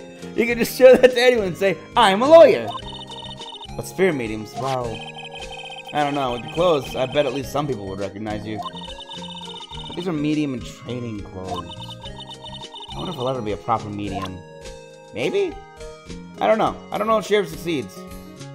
I don't remember if she succeeded becoming a full-fledged medium back in the animated series. Seriously, if you haven't watched the Phoenix Wright Ace Attorney anime, I suggest doing it. It's great. I loved it. I loved watching it. It was so fun. Okay, where am I going? I got the goal. I got the park. Like criminal affairs. Where should I? Grossberg. I don't know. I went to the police department. I don't really have anywhere to investigate other than the crime scene, which I've already investigated. I need to figure out who this other witness is. Apparently it's a man. That's all I know. It's a man. I know nothing else about this person. Detective Gumshoe's not here. Don't you see anything? Oh. Huh? Oh, really? He's a live wire, that one. Got into a fight with the chief for not following protocol. Not following protocol? I bet he wouldn't help them build the case against Edgeworth. Yeah, because you're not supposed to build a case against an innocent man. You're supposed to find the right... You're supposed to find the right criminal. The actual perpetrator. AKA the perp. There are fewer than there were yesterday, but the cops are still around in the park. I wonder if Detective Gumshoe is here today. Well, they said he was. And deeper in. Alright, the beach. Haven't seen Larry around today at all. Probably off paying through the nose on a date with lovely Kiance. Larry and his penchant for dating models. Even though he never has any money and is constantly working odd jobs to get money to spend all of it on the models he dates. I can never tell if they treat him well. I can never tell if they treat him well as a boyfriend or not. Oh, might as well go see if Lotta's here. Nope, Gumshoe's here though. Okay, this is where he is. Hey, Detective Gumshoe. Hey, pal. The trial today, yes? What about the trial? Well, I was gonna say good show, but it wasn't really all that. Though you did save Mr. Edgeworth, I guess. I just wasn't sure how to thank you, you know? Thanks. He's not used to thanking a defense attorney. This is where we go from being really having animosity between each other to Gumshoe looks at us as sort of a rival half the time. Like, ha! I got evidence this time. You're not gonna get out of this one. It's like, nope, I got out of it. My client's innocent. Tomorrow's trial. Well, let's talk. Why not? Detective Gumshoe. Any idea what strategy Von Karma's planning for tomorrow? It sounds like he's bringing in another witness. Another witness? Oh, right. He said something about in the trial today. There were 2 witnesses. I was wondering who that other witness was. Who was it? Sorry, pal. As much as I'd like to, I'm not at liberty to divulge that information. Right. Okay. Prosecutor Edgeworth. Oh, right. I wanted to ask you something about Edgeworth. What's up? Is he afraid of earthquakes? I never heard of anything about that before. Mr. Edgeworth doesn't talk about himself too much, see? But there's one thing that's clear as day. Him hating crime the way he does. And him becoming a prosecutor. And him being scared of earthquakes. It all started with that incident. The DL6 incident? Yep, that's the one. 15 years ago, when he saw his father shot before his very eyes. He still feels the pain now. You can see it in his eyes. Dang. Maya Fey. I wanted to talk to you about Maya Fey. Huh? She's not out on bail yet? That's strange. I told them to let her go as soon as they had their report written up. Man. I don't know what would have happened in the courtroom today if it wasn't... Yeah. Tongue twister. Not tongue twister. I'm tongue-tied. I don't know what would have happened in the courtroom today if it weren't for her. Seeing her getting dragged out by the bailiff. I'll be honest with you, pal. I shed a tear or two. Mr. Edgeworth. He was so moved I saw his lip trembling. Really? Cold as ice Edgeworth? He was really grateful for what she did, you know? I'm gonna head back to the station. I'll get the report on Maya and get her out of there as soon as I can. Thanks, man. Thank you. Oh, wait. I was wondering how much is bail going to be? Don't worry about that. Mr. Edgeworth is posting the whole amount. What? Edgeworth? Didn't I tell you? He's grateful to her for what she did. Alright, pal. Well, don't forget to go pick her up, okay? Oh, I better go get her then. Maybe I can get Edgeworth to pay this month's rent, too. Hey, Edgeworth, you know you were grateful for Maya? You want to maybe, I don't know, pay for my rent? Staring at the lake as usual, even a novice like me can tell that camera must cost a pretty penny. I hope she doesn't leave it out here to get stolen. I don't think I'm gonna find anything else here. Quick, the car!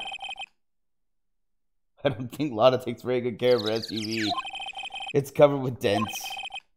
I can't believe anyone would drive this car down here. I can. Because she's determined to capture Gordy on film. I don't think I'm going to find anything here. Anything about Reynolds? Looks like the boat rental shop is closed today too. Well, okay. Nothing here. Time to go get Maya.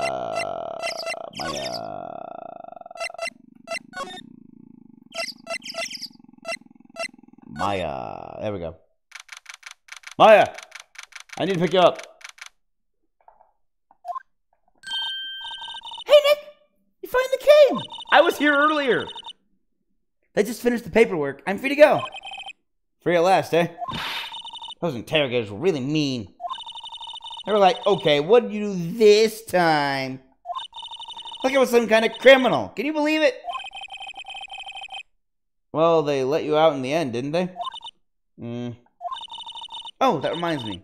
Thanks for bail. Thank Edgeworth. Huh? He posted bail for you. Said he was grateful for what you did. Mr. Edgeworth did that? I have to make it up to him.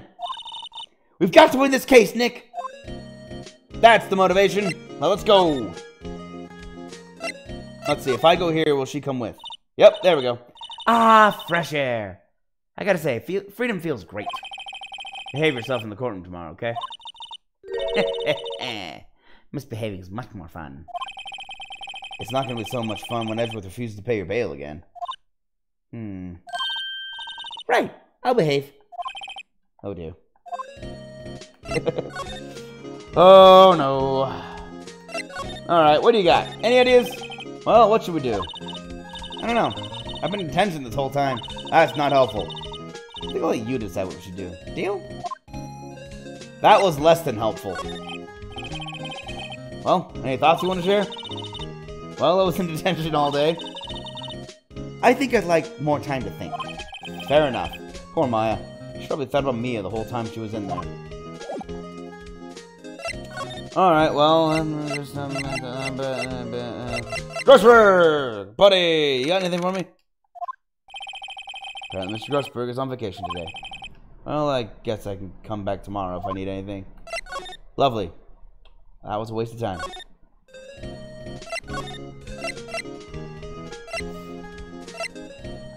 Okay, he should be back here. He's not here.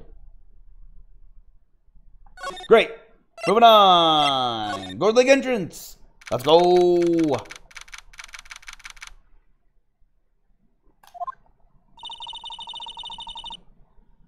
There aren't many cops around today, are there? They're probably back at the precinct working up a case against Edgeworth. Hey, y'all. Hey, it's Lotta. Y'all really did it today. What do we do now? Nah, I'm not complaining. See, I did a little thinking. A little self-reflection, you might say. I realized that being a witness is a mighty big responsibility. But I just went up there and started blabbing my old thing, any old thing that came to mind. Lotta. So you see, I want to make it up to y'all. Make it up? Okay. She gonna make it up to y'all. I was gonna say y'all, but then I realized there is no us version of y'all. Make it up to yus.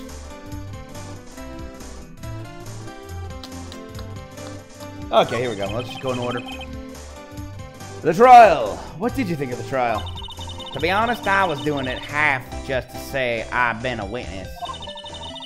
Even though I didn't really see anything. I kind of convinced myself I had, though. I'm sorry, I know I caused y'all a lot of trouble. Well, memory is a tricky, vague little thing. It is. Ask anyone who's ever been in a courtroom. You can have 3 witnesses who all saw the exact same scene, and they all give very different descriptions. Yeah, I sure know that now. I'll be fine the next time I witness a murder. Right. You mean the first time you witness a murder? Gordy. What about Gordy? Right. Well, the way I figure, the trial's only stoking the flames of Gordy fever. I'll get my exclusive photos and rocket to stardom. Alright, Lotta! You go, girl. I wish I could be an investigative photographer, too. Finish your spirit medium training first. Boop. Making it up.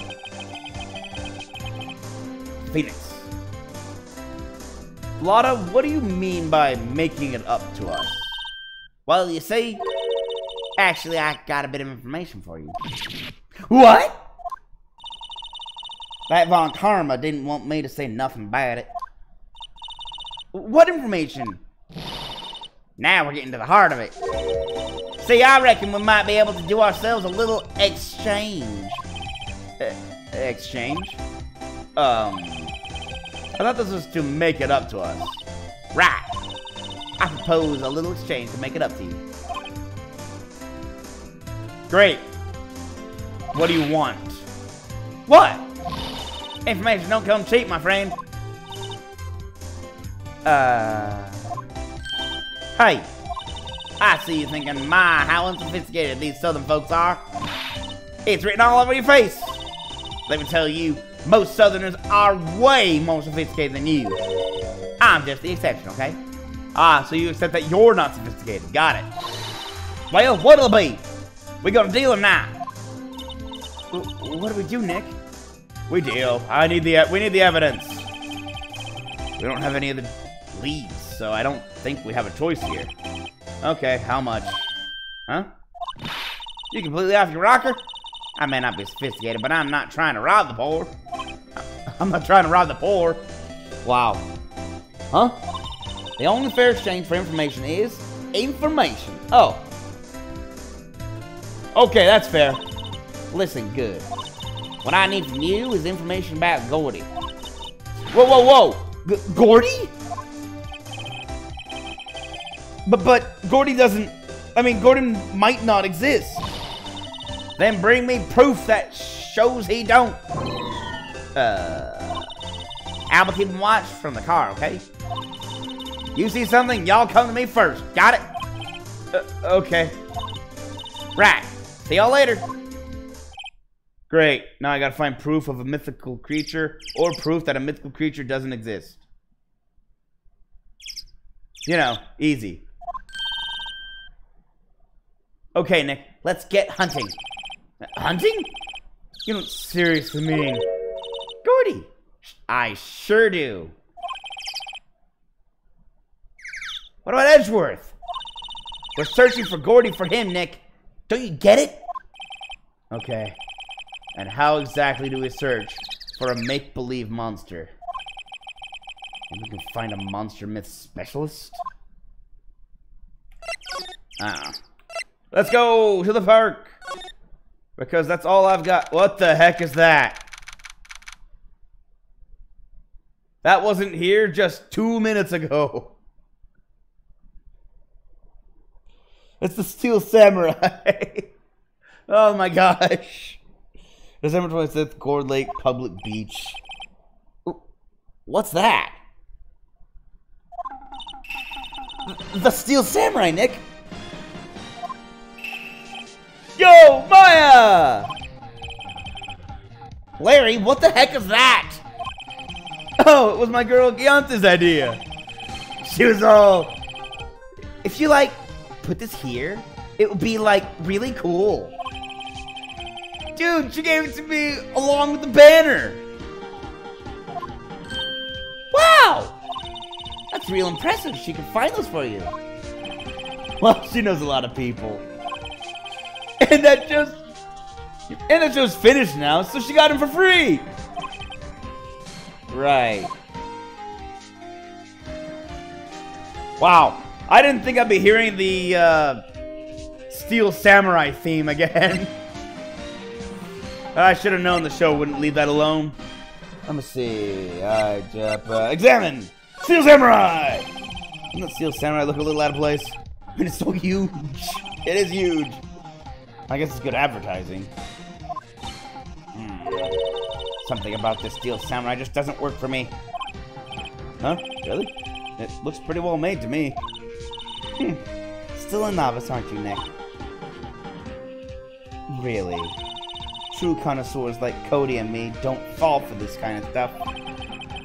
These Steel Samurai fans are obviously illegal for their own.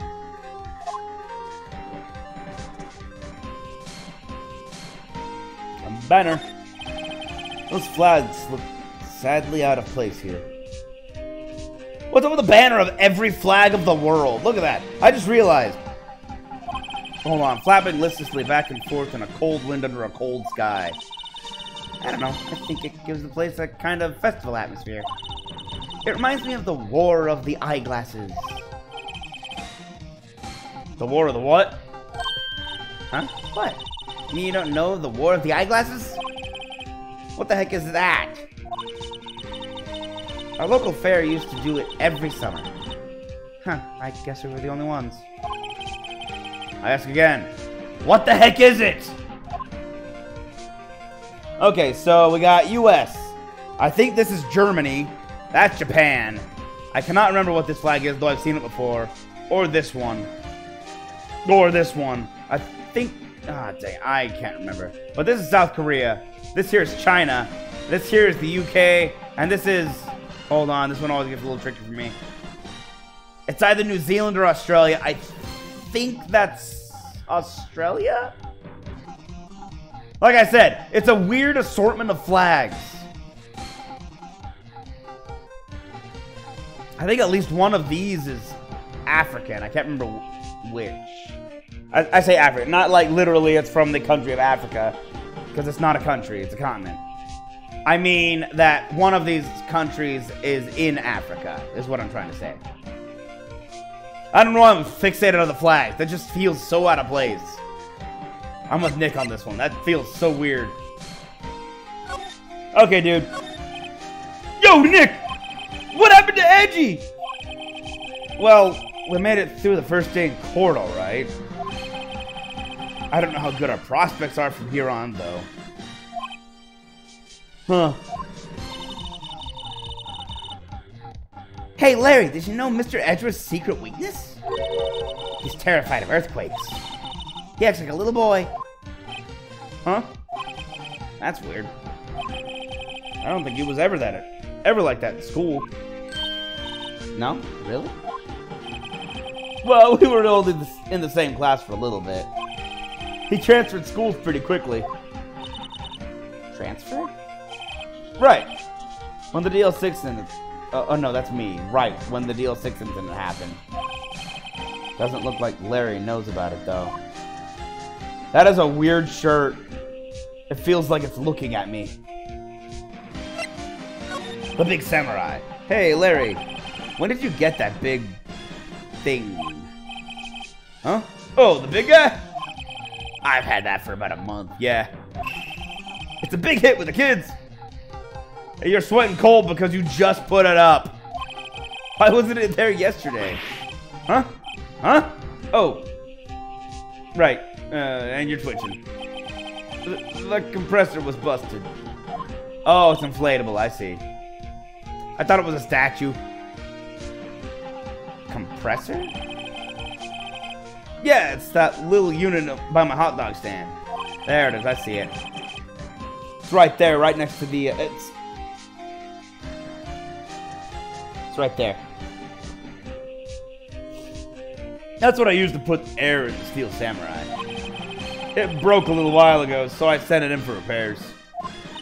Oh. And here I thought you inflated it by yourself. Do I have anything to ask him about?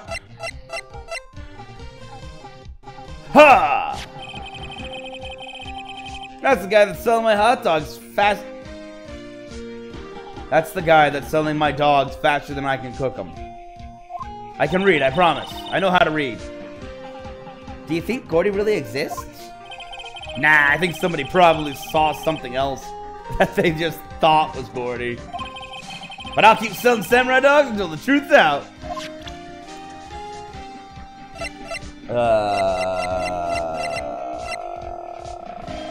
Huh? Sorry, Nick. Okay, he didn't hear anything.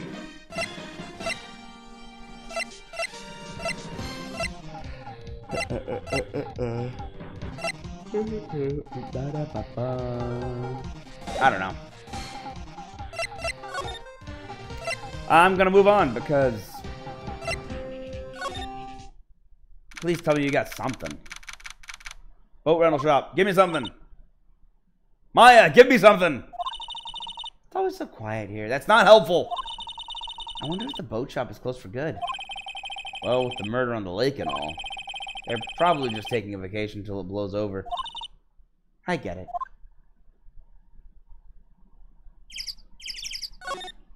I don't know. Let me check the boats.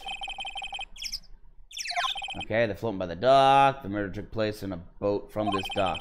Apparently the police took away the actual boat that... Oh, that... Okay, well, I'm not going to find evidence there then. Hey, there's space for one more boat at the dock. Lovely. So... This is a waste of my time. Let's try the camp. Maybe there's something here. Leave me something here. Hey, y'all! Well, y'all find anything about Gordy? No, nothing. Well, keep moving. It gets cold out here at nighttime. It is a little chilly. I think I have to sneeze. Whoa! No, you don't. No sneezing. What? Two! Ah, it's out of control. I told y'all, no sneezing. See, I set the camera up. The camera respond to things like a... Oh, wait. See, I set the camera to respond to things a little softer than a bang. It'd trigger on one of Von Karma's finger snaps now. Oh, I'm sorry. Yeah, well, sorry's nice, but what about my film? Nick, pay the lady. My money! I have no money! Why do I have to keep paying people?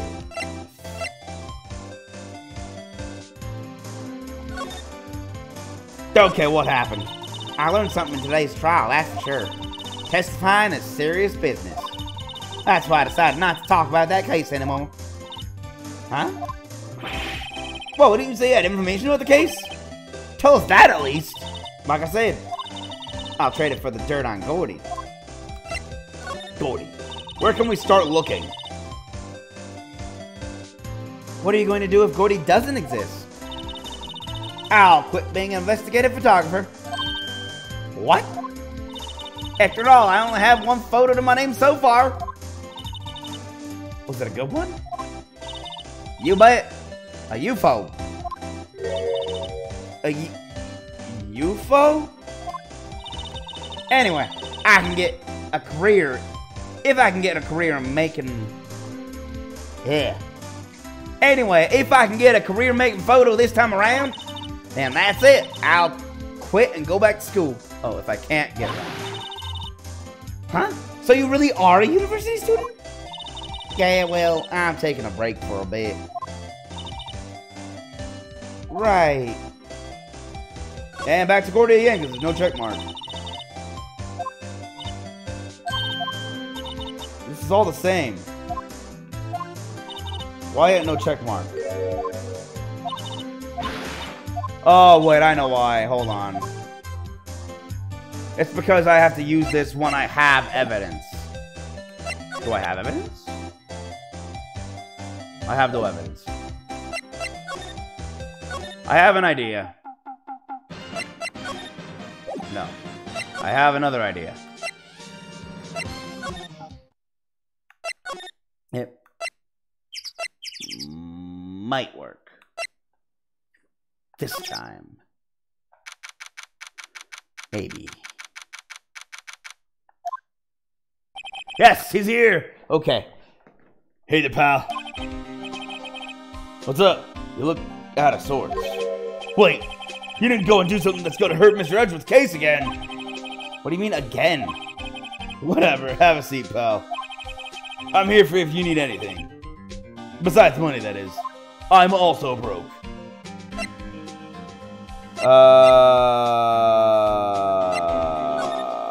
The investigation? How is the investigation proceeding? It's not really. We have another meeting coming up. We're supposed to talk about Mr. Edgeworth's motive. His motive? See, Mr. Edgeworth's father died in the DL6 incident. And the guy who got the lone... And the guy who got the lone suspect declared innocent was the victim in this case. Robert Hammond. They're saying that's why Mr. Edgeworth shot him. And Edgeworth never talks about his past. I bet they'll drag that out and hit him with it in court tomorrow, too. Poor Mr. Edgeworth. I gotta admit, it doesn't look good, pal. Well, help me find Gordy. That'll help him. Say, Detective Gumshoe, do you know Gordy? Monster down in Gore Lake? Not personally, no. Well, we're looking for it. Huh? Are you out of your minds? You got time to go wild monster hunting? How about doing a little questioning for me then? Oh. Detective Gumshoe is scaring me, Nick. I told Detective Gumshoe about the deal with Lotta. Nick, try telling him sooner next time! Sorry. Don't jump in on my narration. I see, pal. Sorry for shouting at you. Okay. I, Detective Gumshoe, will aid your search for Gordy. Huh? I'll loan you one of our newest secret weapons for finding evidence. Really? You can take whichever one you like. Secret weapons. Okay, give us the goods. Hold on now, everything in due time. First, let me show them to you. These are our best and brightest. Introducing secret weapon number one. Missile? I don't need a missile. Missile? Hey, it's a canine police dog. Oh, okay. Still in training. Missile! Missile! Here, boy! Aw, he's adorable. Here he is. Hey, he's cute. Look, Nick, cute dog. Cute dog. And this will help us. How? Aw, but he's precious. Next, secret weapon number 2. A fishing pole. Okay, I get a dog, a fishing pole. Here, this is my own personal pole. Detective Gumshoe? We're looking for a monster. Yeah. How are we supposed to catch a whole sea monster with a fishing pole? Never know till you try, pal. Well, okay, sure. Okay, this next one is the last one. No, please, I'm already overwhelmed by our choices. Secret weapon number 3, a metal detector. Here. Detective Gumshoe? We're looking for something alive. Right. How are we supposed to find it with a metal detector? Hey, you never know. Might have been eating soda cans. Soda cans are made of aluminum. They don't trigger metal detectors. Metal detectors work with magnetism. That's why they detect metal. This is what I always thought, unless they actually work by sonar. Which I suppose is possible. Well, which will it be?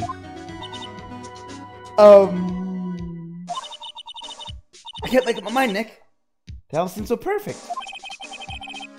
I can't make up my mind either, for the totally opposite reason. Oh, I suppose it can't hurt to borrow one of them.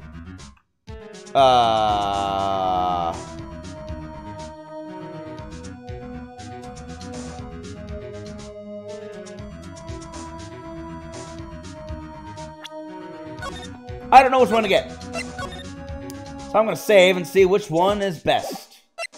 I'm gonna borrow a missile. Come here, puppy. Can we borrow a missile? Sure thing, pal. Be good to him. Woof! He's so cute! Oh boy. Missile, a canine unit in training. Very cute with shiny eyes.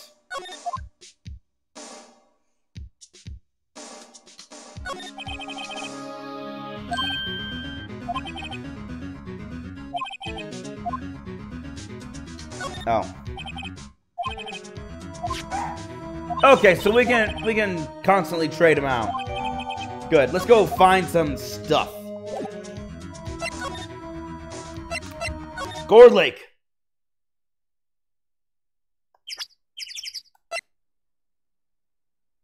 Like, okay, I don't know how to use it.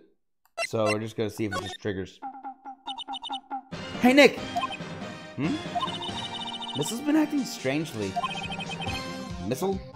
Oh, right. That little creature of the detectives. It's called a puppy. If it's still in training, it's probably a year old.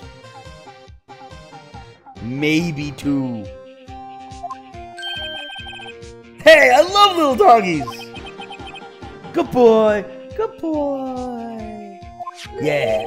Arrgh. What's wrong, Missile? Ah! Missile! Missile! Whoa! Stop the thing! Cannibal! It's eating my samurai dogs! Cannibal. My samurai dogs. Wow. He ate every single one. I'm sorry, Larry. Sorry? Sorry, don't pay my bills, Nick. It's gonna have to this time. I don't have any money.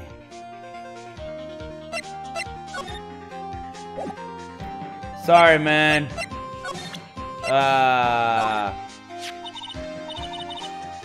Hey, Larry! Look, it's Missile! Isn't he cute? Keep that mud away from me! What am I going to tell the big boss? There's a big boss in charge of your hot dog stand? Nick, maybe the stand is a front for a mafia money laundering scheme. Maya. I think you should probably try to look a little sorry about what happened. Oh, right. My poor dogs.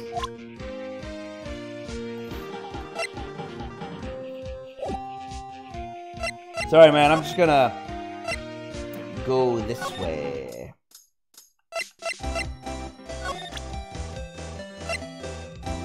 Puppy! Hey, Lana! Oh, cute. He yours? He's a canine police dog. His name's Missile. Huh? Canines are the ones they use to sniff for things, right?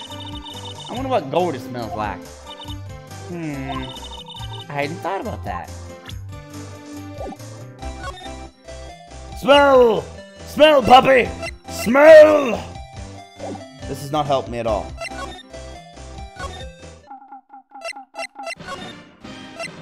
To the boat rental shop! Surely this will yield something.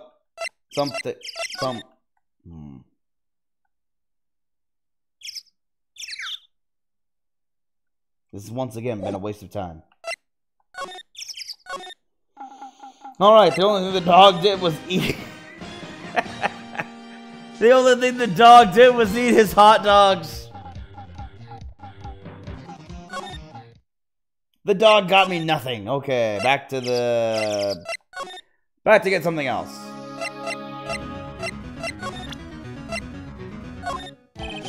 This was a big star in criminal affairs. Why is he named Missile? Huh? Now that you mention it, I'm not sure. But I hear he's aptly named for what it's worth. Yes, he sees anything he wants and he bolts at it like a missile.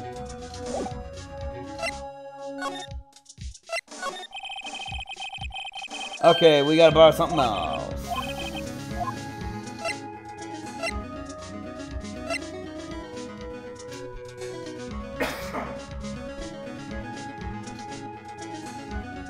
I'm gonna borrow the fishing pole. Can we borrow that flimsy-looking fishing pole? Sure thing, pal. Oh, if it breaks, be sure to dispose of it properly, okay? Right. I thought you said this is your personal fishing pole. Which admittedly is very sad, because it's very simple. Has no reel at all. It's just a stick. With some fishing line and a hook. Sadly flimsy and of dubious utility. Yep, I'd agree with that statement. And sentiment. Well, let's try fishing. Maybe I can fish for something. Dude, check it out. I got a lame fishing pole. You know you can't catch many fish in this lake.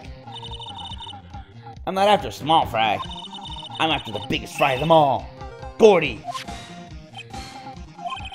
You really gonna try to fish out a monster? To save Edgeworth? Yes! Brings a tear to my eye in more ways than one. More ways than one? Okay, let's see. It's beautiful. It's also sad and pathetic.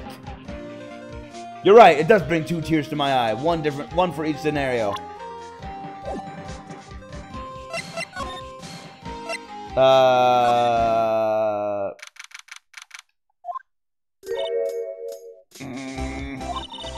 Okay, Nick. This looks like a good spot. A good spot? For what? Time to do some fishing. She's serious. What are you going to use for bait? Oh. Yeah. Oh.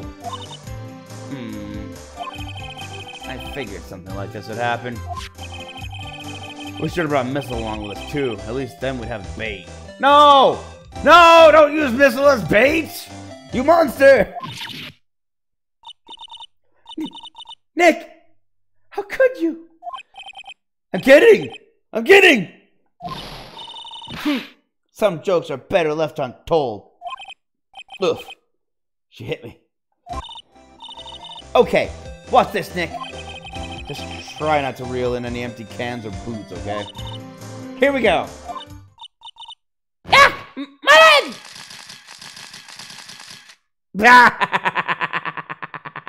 All we're doing is causing everyone problems. Hey! What are you doing? Sorry, Lotta. Don't tell me y'all are on the film company's payroll. Nick, pay her. My poor wallet.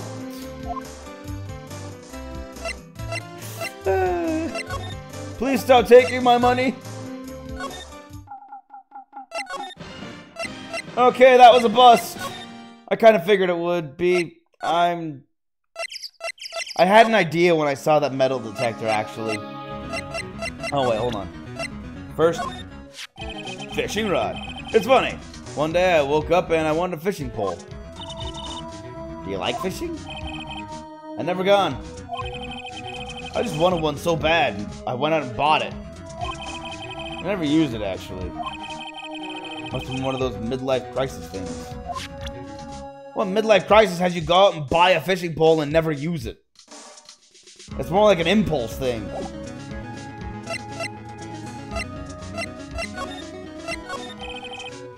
So my idea was, I want to use the metal detector.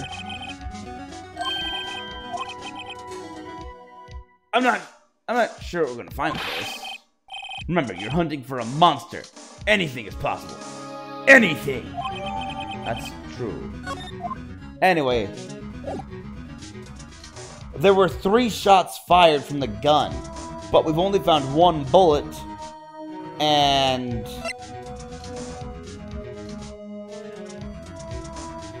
only 2 shots were claimed to have been heard.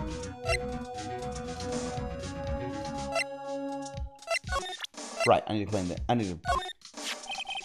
As you can see, it's a metal detector. We use it to look for bullets in the ground. See? If you can find that monster with it, all the better. I'm not so hopeful. But, you know, we have nothing else to lose. And everything to gain. Move to here. There were 3 items and 3 locations, right? So I'm thinking this has to be used at... Yep, here it is. Nick! It's beeping! The metal detector's found something. Sure is loud enough about it. Whatever it is, it must be in those bushes. Go check it out, Maya. Why do I have to check it out? Because you're smaller than me. Let's go with that one. Nick! Look. Wait, why are the flags... Huh? An air tank? Huh, the valve looks broken. I thought it was Gordy. Maya, first of all, why would Gordy be in the bushes? And second of all, why would a metal detector react to a sea monster?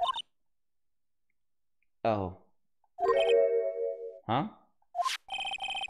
There's something wrapped around this air tank. It looks like a string of flags? Well, we might as well take it with us now that we found it. It's heavy. Maybe heavy, but it'd be heavier if it was full of air. Strange as that sounds, that's actually how that works.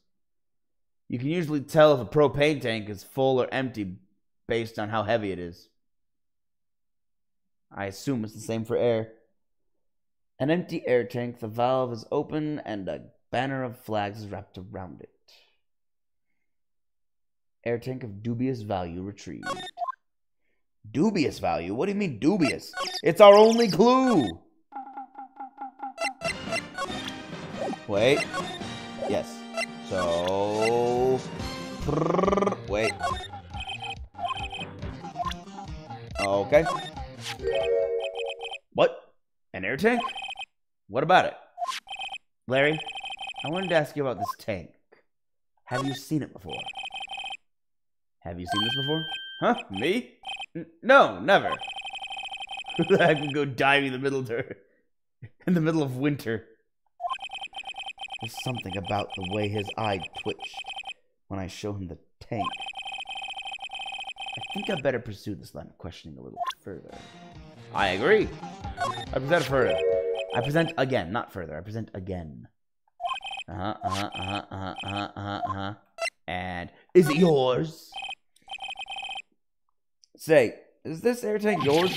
Why would I have a thing like that? Look, see how there's a string of flags around the tank valve? It's just like that string of flags around your steel samurai there. Must be a coincidence. There's strings of flags everywhere these days. Like elementary schools. And used car dealerships. Look, why would I need a tank anyway?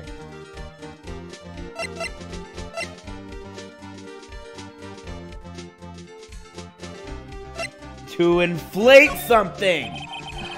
You used this to inflate that, didn't you? Inflate what? What else? That big puffy steel samurai. No, why would you go asking me a question like that? Looks like you hit the nail on the head. Right. Actually, see, the compressor I always use was on the fritz. So I tried using the tank to inflate it. Just once. And, it didn't go so well. As I suspected. Ask more about the tank. It didn't go so well? Yeah. You think you'd be a little more specific? Come on. Look, it's embarrassing, so I really don't want to talk about it. Tell us! Alright, fine. Whatever. It's like what I said. The compressor was busted. So I took the tank and tried to fill the samurai up with that. And then... BAM! Ah! Oh my gosh. It took off. The valve busted and made this incredible noise.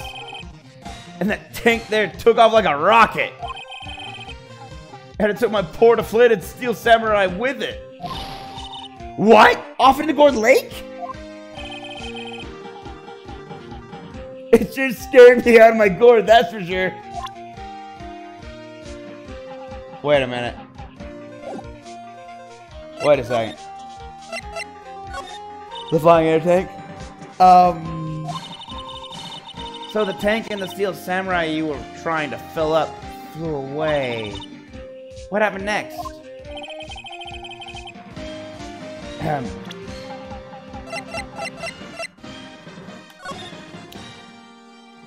I wonder what happened next. Huh. I wonder. Well, all that happened on the 20th or so. The 20th. A week ago. Now, as far as I could see, the tank went flying out into the lake. So I went out every night in a boat looking for it. I mean, Keontae gave me that steel samurai after all. And when did you find it? Just the night before last. It flew way out there. It took me 4 whole days to find it. The night before last was the night of the murder! Sorry for not telling you, Nick. Actually, I was here on the night of the murder. But you see, I went home before midnight. So you didn't know about what happened? No. That's too bad. It's not all bad. We solved one mystery at least. A mystery? Maybe we should go tell her. Yep. Yep. That might count. Move.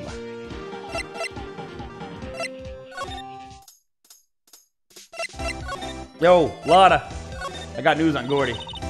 Well, Mr. Lawyer, I got the info y'all need. Y'all got the scoop on Gordy for me yet?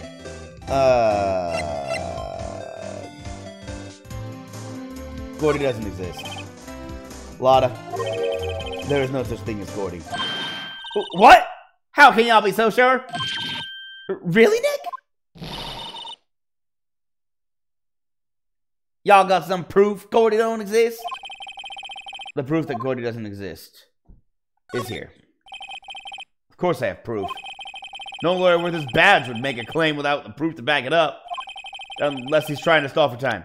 But we don't mention that.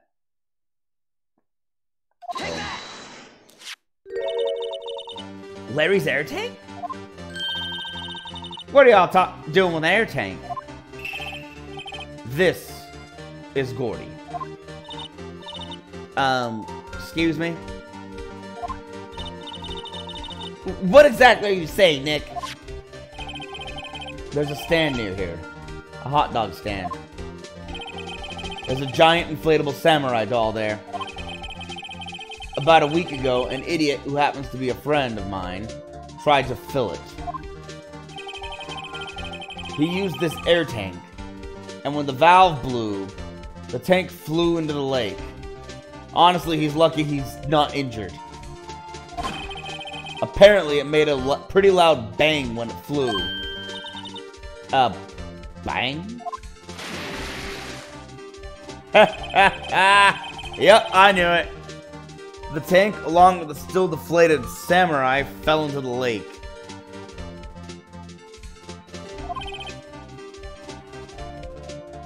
And that's Gordy. At the same time, a couple was taking a photograph of the lake. That, yeah, I see it.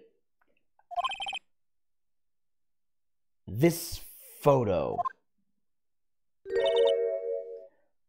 Wait, so you're saying that Gordy is really the Steel Samurai?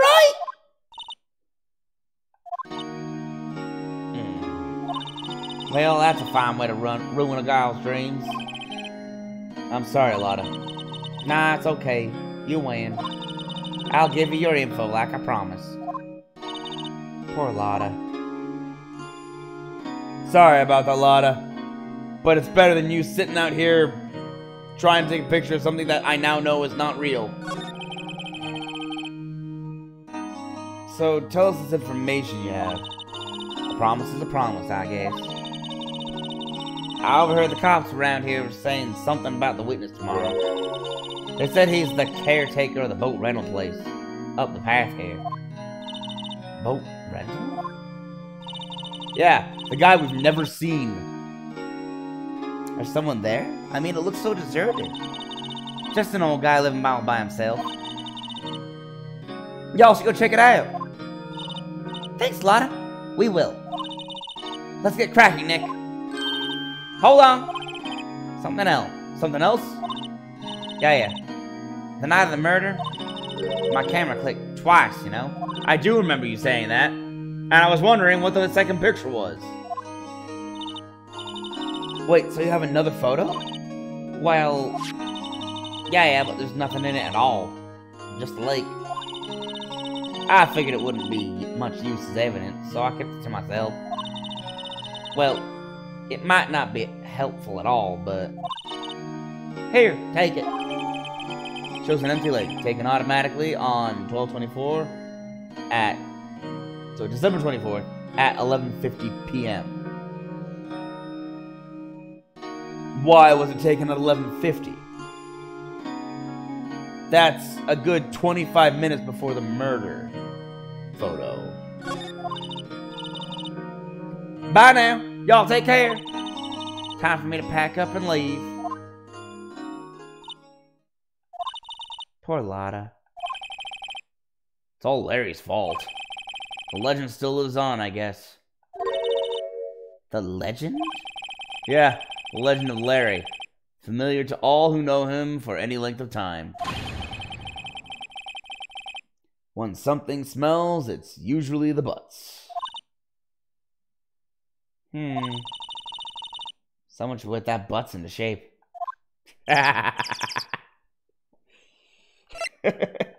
It's not his fault. He just always causes something to happen. Which is kind of great. Okay, no. Let me take a look at this. I can't look at it. Ha! Means nothing.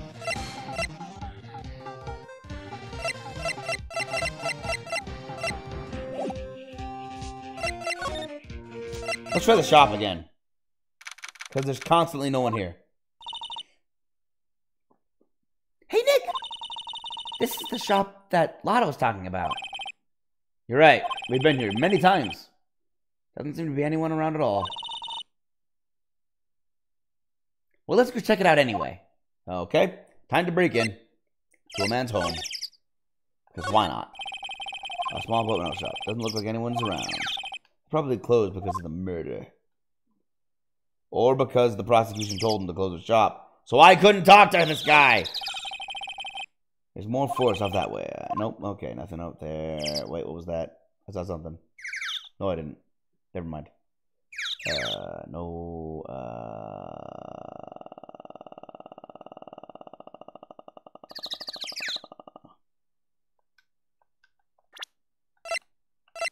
can't use anything.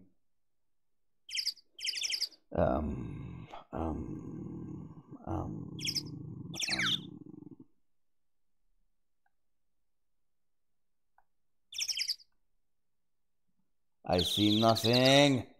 Okay, well.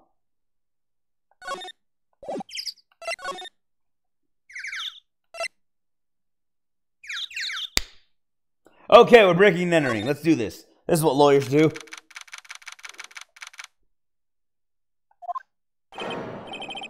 Never mind, he's here, apparently. Why have I never tried to open the door? Meg, is that you? Hey! Hey, is that Keith with you? Where have you been? Where have you two been? I've been very sick. Nick, you handle this. I think I'll leave this one up to you, Maya. Meg! Yes? Finally made up your mind, have you? My mind? You'll run the pasta shop when I'm gone. This guy's not right in the head. First of all, I'm pretty sure this is not a pasta shop. Pasta? Glad to hear it. Glad to hear it. You'll make your old man proud. When you kids left the house, I didn't know what to think. How am I supposed to keep this place running, an old man like me? Polly, the kids are home. Hello, hello. What? Nick, what was that? A parrot. The one in that purse. Keith! Yes? I leave the wet noodle in your capable hands, sonny. Nick, what's the wet noodle? Based on the available evidence, I'd say it's the name of his pasta shop. That's a relief, isn't it, Polly? Hello, hello. What? Hey, oh.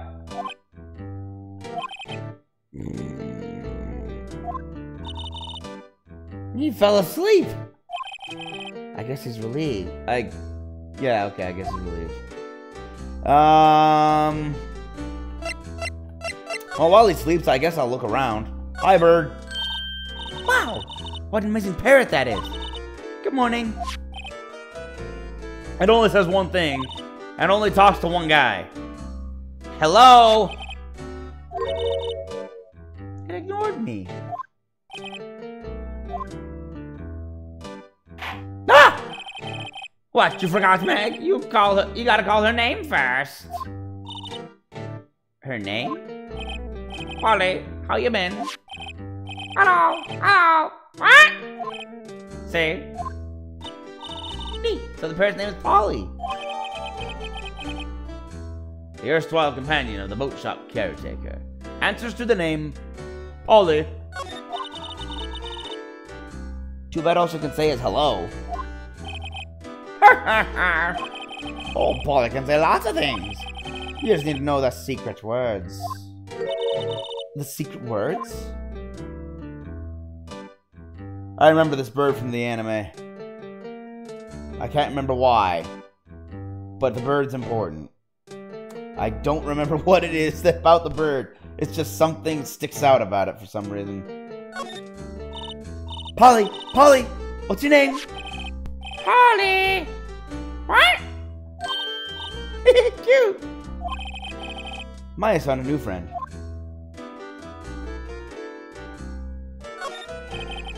Looks like a kitchen unit. It's pretty clean. Funny, he doesn't look like the type who'd keep things tidy like that. You're forgetting, Nick. He's running a pasta shop here. Except this isn't a pasta shop! It's a home! It's a one-room home! Wow, there's lots of various fish in Gourd Lake, aren't there? Something's funny, Nick. All these fish are saltwater fish. That is weird. This is a lake. Look! Nick, he has an electric eel blanket on... why'd I say electric eel blanket? Why'd my brain think electric eel? It's all electric and said eel. Look, Nick, he has an electric blanket on his table. Looks warm. It's called an onsen, I think. Wait, no. No, that's not an onsen. An onsen's a hot spring. What am I thinking? What's it called? Ah, dang it. My brain, space on word. I've forgotten. Okay, great.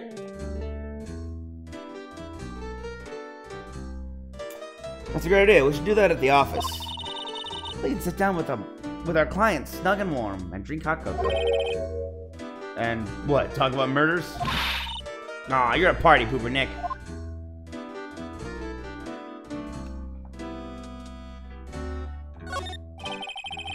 This fishing pole looks expensive. Better than the detectives. Wow, he has a television here too. Okay. What else you got? Look, a little safe. It's locked. You should not try and open other people's safes, especially when they're in the room. The pasta restaurant.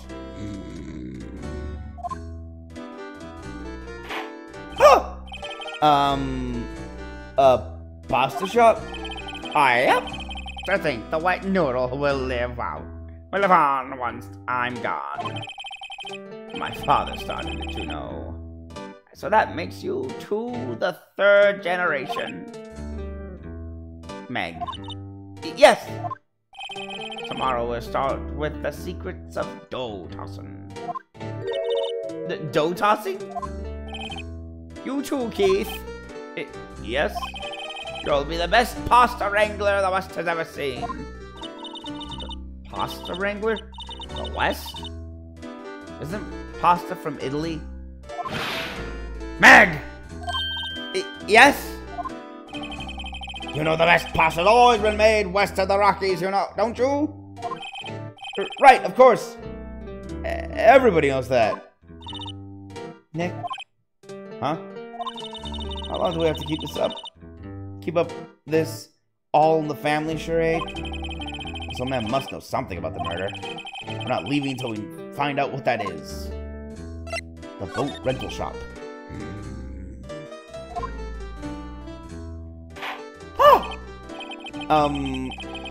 This is a boat rental shop, right? What are you talking about? This here's a palace of pasta, the wet noodle. Though, now that you mention it, we haven't gotten many orders for spaghetti lately. All the kids come up and say, "Yo, dude, we want to ride in one of your boats." That's why I keep them boats out there. Youngsters these days. Darned if I understand them. I'm pretty confused myself. Nick, this isn't going anywhere. But this old man is the witness tomorrow, right?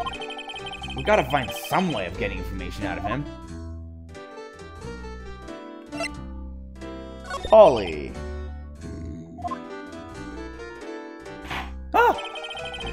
My memory's gotten worse of late. That's why I just tell everything important to old Polly here. Everything important? I wonder.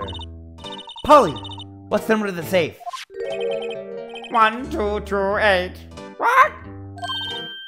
All right. Hey, Pie! Watch it, will ya? See, Nick? All it takes is a little clever thinking. And a criminal mind.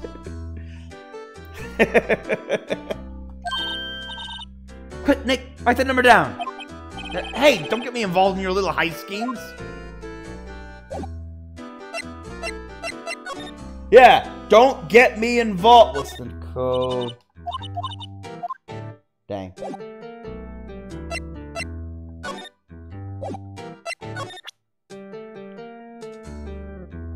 Okay, we gotta present evidence, I bet.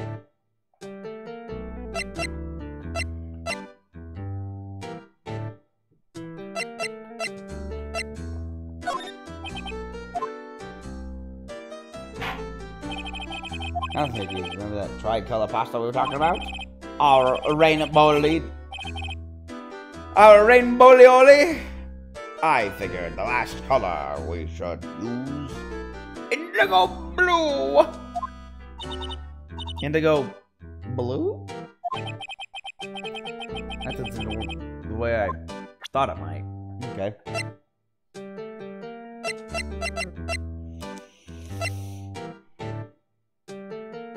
Oh!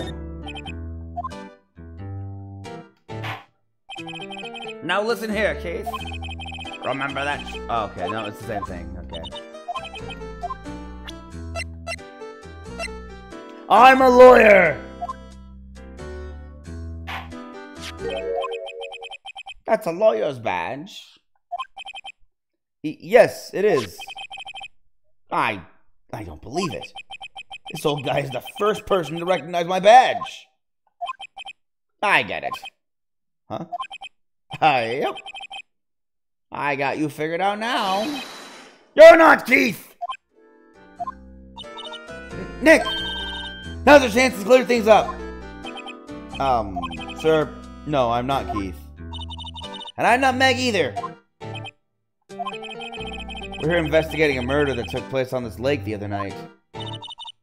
Please help us. A lawyer, huh? Please, mister. Alright, I'll help. But on one condition. What's that?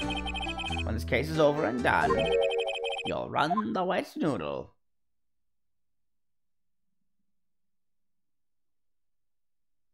Sure. Okay, we promise. Nick, are you sure about this? Hey, anything to get this case solved. Also, who wouldn't want to eat Phoenix noodles? I guess so. That's my boy. Good for you, Keith. Wait, didn't I just say... You too, Meg. Yes? You bring a tear to an old man's eye, you know. Now, what was it you wanted to know? Speak up, Polly. Hello! Hello! What? Now he's talking to the bird again. How do we get him to talk to us?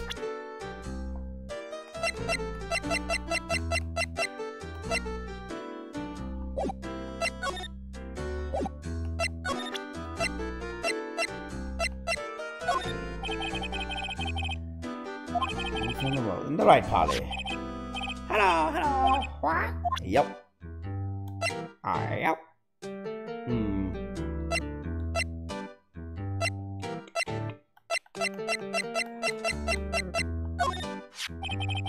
Yep, I seen this. You know something about this, sir? Keith. Yes? It's okay. You can call me Dad.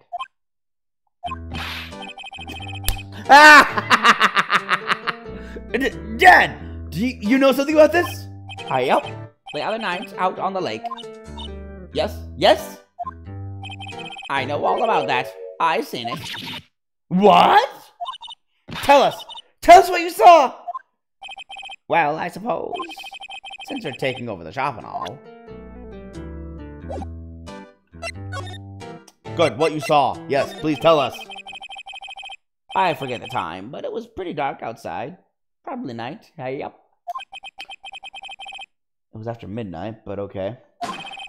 When I heard this bang, so I looked outside. Then I heard another one.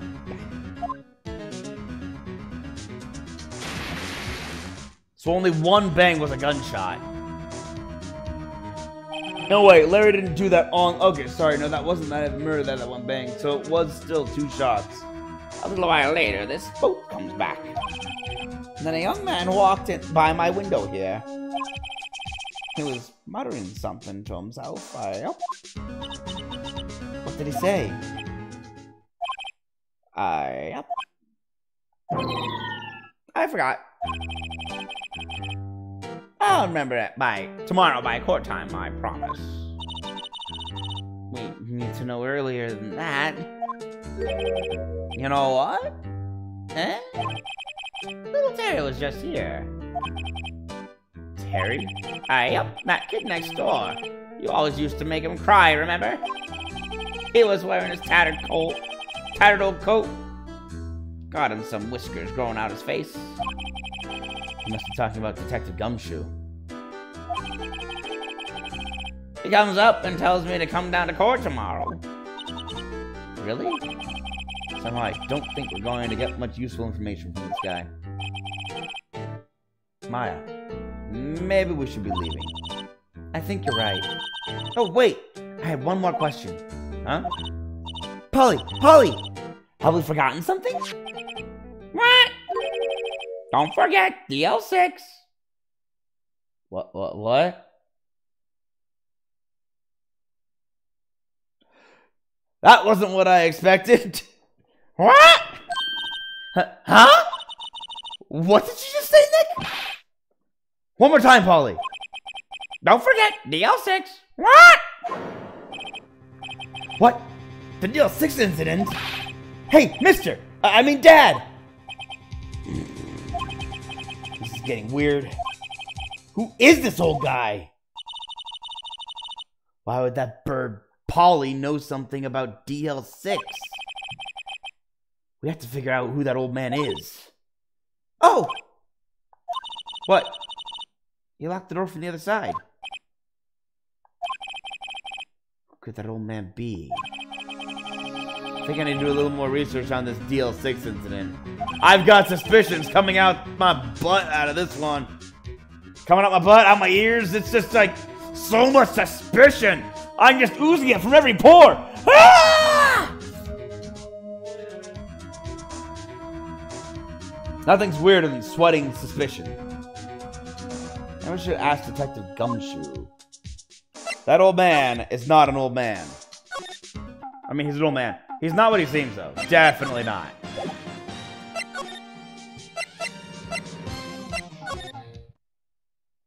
Like, think about it.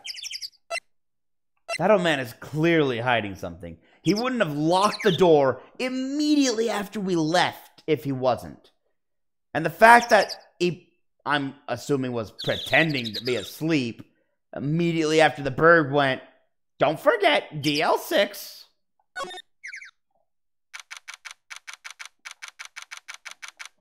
December 26th, Police Department, Criminal Affairs. Hey pal, long time no see. You don't look so happy. What's wrong this time? Actually, we wanted to ask you something. Yeah?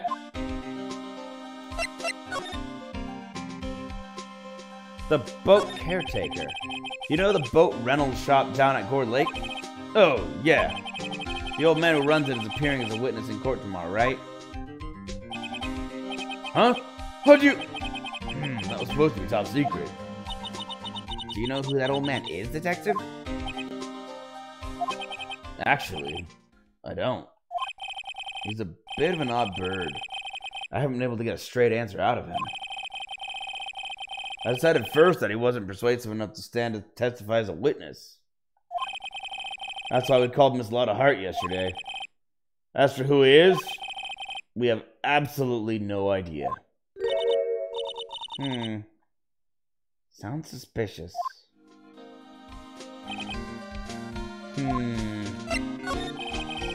Detective Gumshoe, please help us. Huh? We need to know about the DL6 incident. That was when Edgeworth's father died. I can't help but think that it has something to do with this current case. To tell the truth, I don't know much about DL6 either. Mr. Edgeworth forbade us from reading the file, so I'm afraid I can't show them to you either, pal. What? However, if you can convince me somehow that the DL6 incident is related to this case, well, I guess I'd consider opening the file up. Okay, hold up. Present! The bird. What's that, a parrot? The old man at the boat rental shop's parrot. The parrot knew about the incident. That incident? DL6. What? Polly, have we forgotten something? What? Don't forget, DL6. What? Huh? I love that. That actually caught me by surprise. I'm pretty sure that old man must have taught her that word. Yeah, but how would that old man know about the DL6 incident? Wait, what if that old man was connected to DL6? Nick, you think he might be? You think he might be? I get ya. Sounds like you need information on the DL6 incident. Though there is through there is the station's records room. I'll give you special permission to go in and find what you need. All right. Way to go, Detective Gumshoe. Okay, Nick, to the records room. I guess it's time we face Edgeworth's path. Yeah. Faced Edgeworth's past. Also, I just realized that Detective Gumshoe's name, because of what Gumshoe basically means. Gumshoe basically means detective. So Detective Gumshoe's name is literally Detective.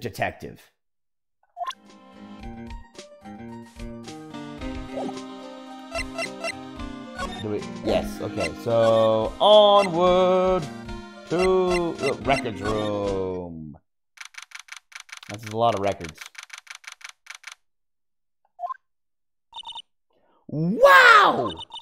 It's amazingly dusty. 10 years of files and 10 years of dust, I guess. Let's find the DL6 stuff, quick. 15 years ago, both me and Edgeworth were 9 years old. We were almost through with 4th grade when we suddenly transferred. Because of DL6? Nick, I found out where the file is. Oh, thanks. Just let me know what you want to know about the DL6 incident. I'll go get the right file. Excellent. Talk. The case summary. Hold on. Sneeze incoming.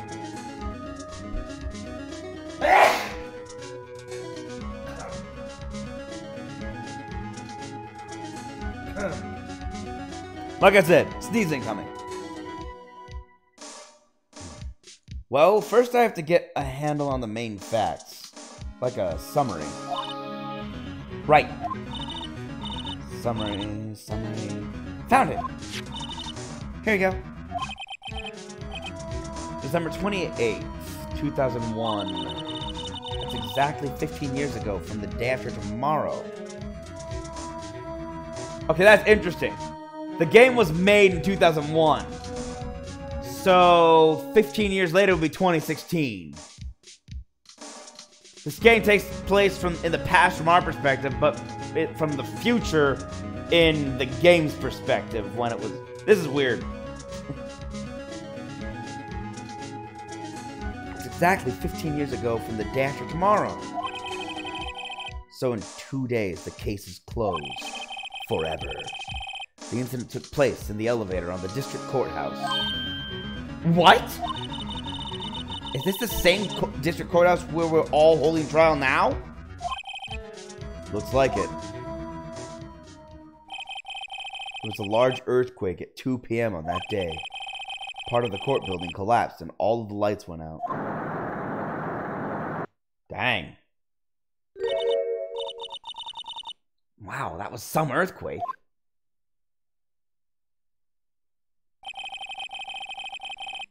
Oh, crud. I'm remembering what the incident was. I forgot about it until now. It's in the anime. I promise you that. At the time, 3 people were trapped in the elevator. It took 5 hours for them to be rescued. 5 hours. That would be scary. That'd be scary like that in the dark. There was a lack of oxygen in the elevator and the survivors were unconscious.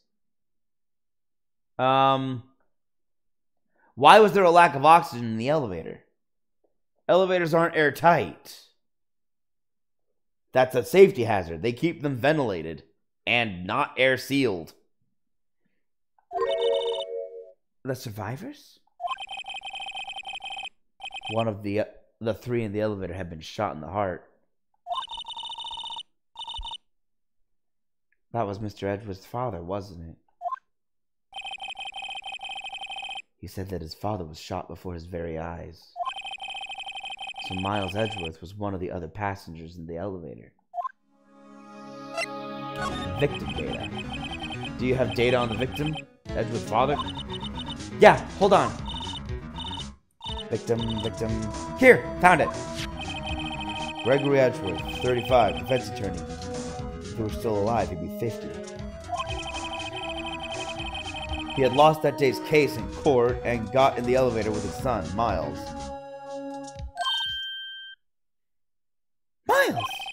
Miles Edgeworth. Yep. Yeah, Miles Edgeworth, of course. So he was in the elevator with his father. Yeah. He was a witness. From the angle of the bullet and the other evidence, it could not have been a suicide.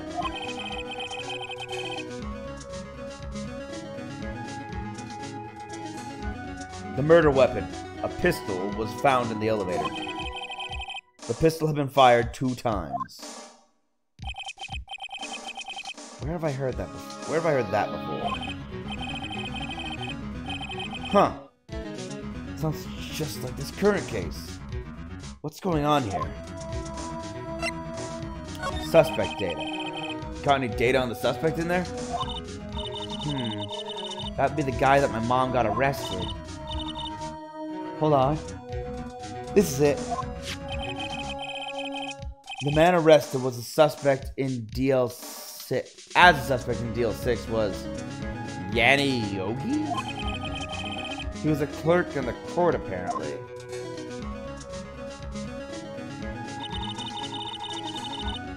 So he must have been the 3rd person in the elevator. Well, then he had to have done it. But he was found innocent, thanks to defense lawyer Robert Hammond.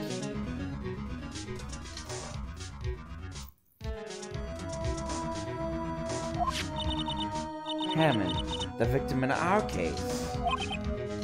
Right. The suspect, Mr. Yogi, was oxygen deprived. So much so he had brain damage. He lost all memory of being in the elevator. After he was declared innocent, he disappeared. Where could Yogi have gone to, I wonder? He may be closer than we think. Yep, I think I know who that old man is. I guess I know generally what happened in DL6 now. I still don't know what sort of impact the whole thing had on Edgeworth. Nick, are we going to take the whole file? There's too much. We'll never get it out. You're right. How about we just take what we think we'll need? File on the DL6 incident. 1 file. What's included in it?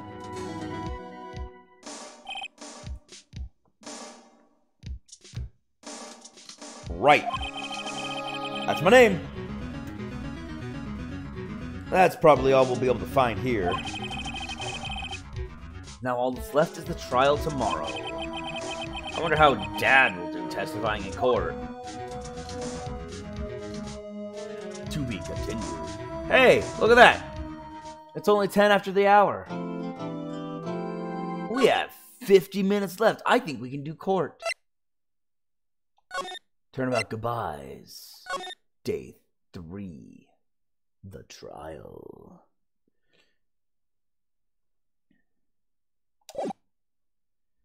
Let's do this.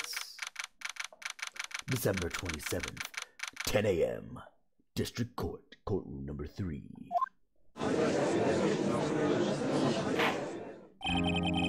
Court is now in session for the trial of Mr. Miles Edgeworth. The defense is ready, Your Honor.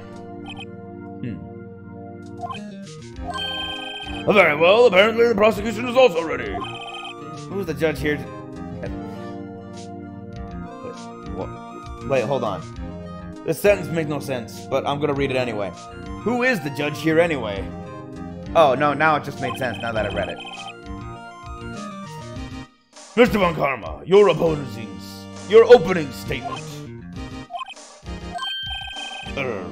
Very well. No opening statements. So... Not so fast, Judge. I was taking a meaningful pause before speaking. Right, of course. A prediction. Today's trial will end 3 minutes from now. Objection! You're wrong. Order! Order! Mr. Von Karma, what is the meaning of your statement just now? Why would you object? He asked the question. Bah! Must you question everything? It will be over in 3 minutes. We have no time to waste. I'll call my witness now. Right! I call my witness, my decisive witness, to the stand. It's that mysterious boat shop owner.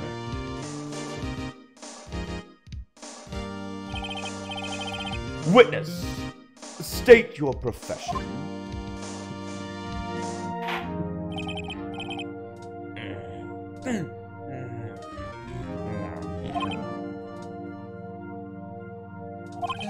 I am the proprietor of the restaurant, the Wet Noodle at Gold Lake.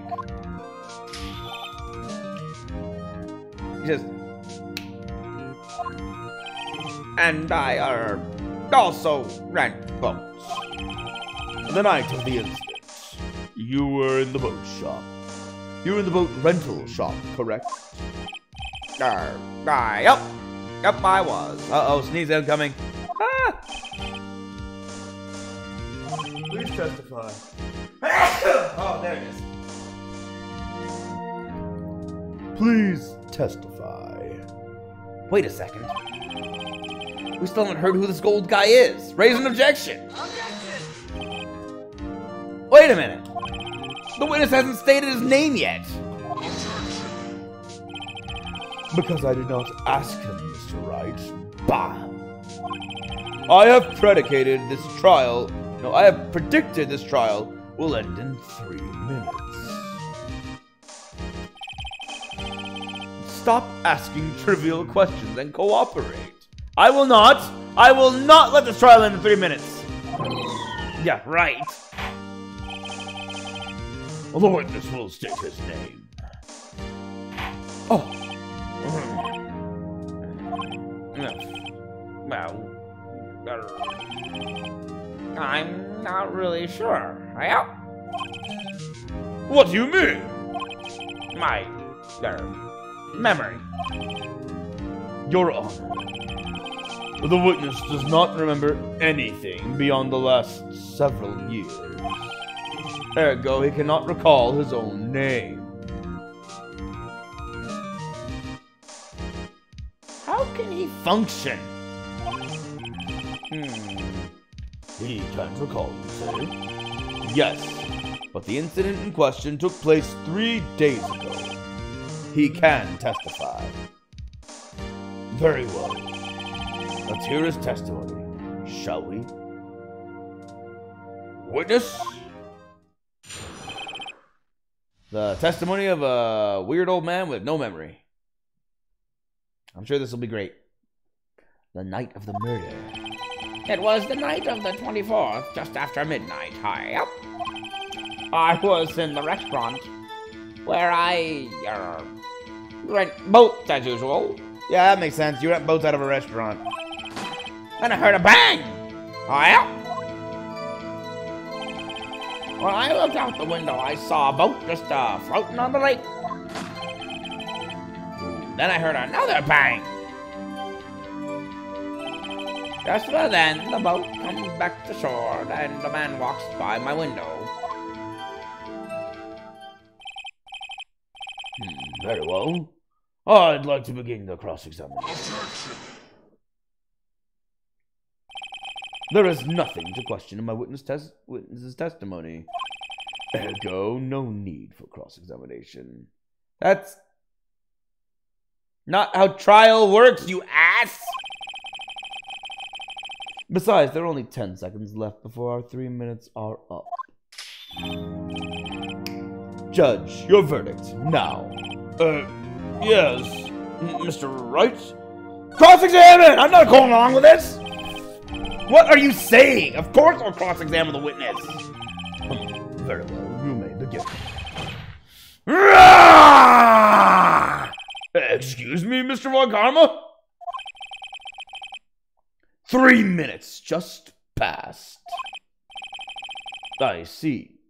Well then, let's just take our time. You may cross-examine the witness. Yeah, even the judge is getting fed up with Karma. Like, I see. Okay, great. Mr. Wright, please go examine. Please go cross-examine.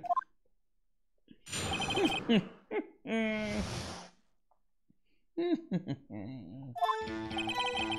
was the night of the 24th, just after midnight. Yup. Just after midnight, you say? Yup. Just around then. Are you sure? Pretty sure. Yup. When I talked to you yesterday, you were rather vague about the time. I'm surprised you seem so sure about it today.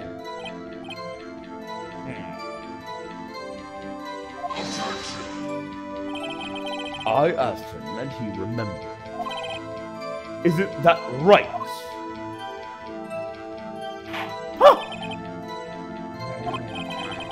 Don't glare at me like that. I remembered it. Clearly I did. You see. Continue. I was in the restaurant where I rent boats as usual. Is there anyone who can verify that? Well, I guess Polly could. That's not good enough for a court of law. Mr. Wright, exactly what's not good enough? Your Honor, this Polly is a parrot. Parrot? Don't be so hard on the girl, Keithy boy.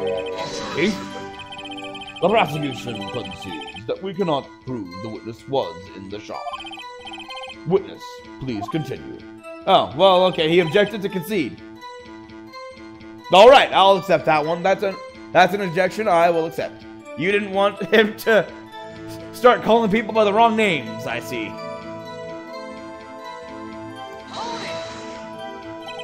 And where did the bang seem to come from?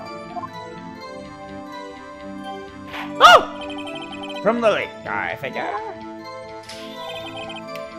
Are you certain? Yep. Good. Continue. When I looked out the window, I saw a boat just floating on the lake. Did you rent this boat? Was there someone in the boat? Maybe that's a more important question. It was pretty far out there. I couldn't see clearly. But I figure there was 2 men out there, yep. But you couldn't see them clearly. Yeah. At the time, that is.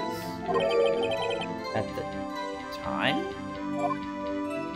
What do you mean at the time? Then I heard another bang. So you heard 2 gunshots total? Yeah. That's what Lotta said in her testimony yesterday. Just about then, the boat comes back to shore and the man walks by my window. By your window? Yep, by my window. Right outside the window of my little shack. And could you see the man's face? Well, the fog was pretty darn thick. But he was right there, right in front of me. I saw him. This is a rather important detail. Please add it to your testimony.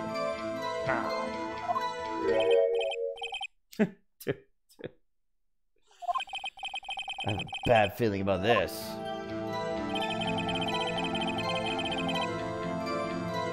That man was the... Really? Yeah. That's the last one. That man was the defendant. He was saying, I can't believe he's dead. Are you sure? Uh-oh. Dad! Dead certain case. He said, I can't believe he's dead, as he was walking by too. Witness, are you sure that the person you saw was Miles Edgeworth? It was him, that Edward boy. Calm down, dude. Get back up. Get off the floor. This sounds like decisive evidence indeed. I see no room for doubt. On karma. He lured me into cross-examining so he could set me up for a fall.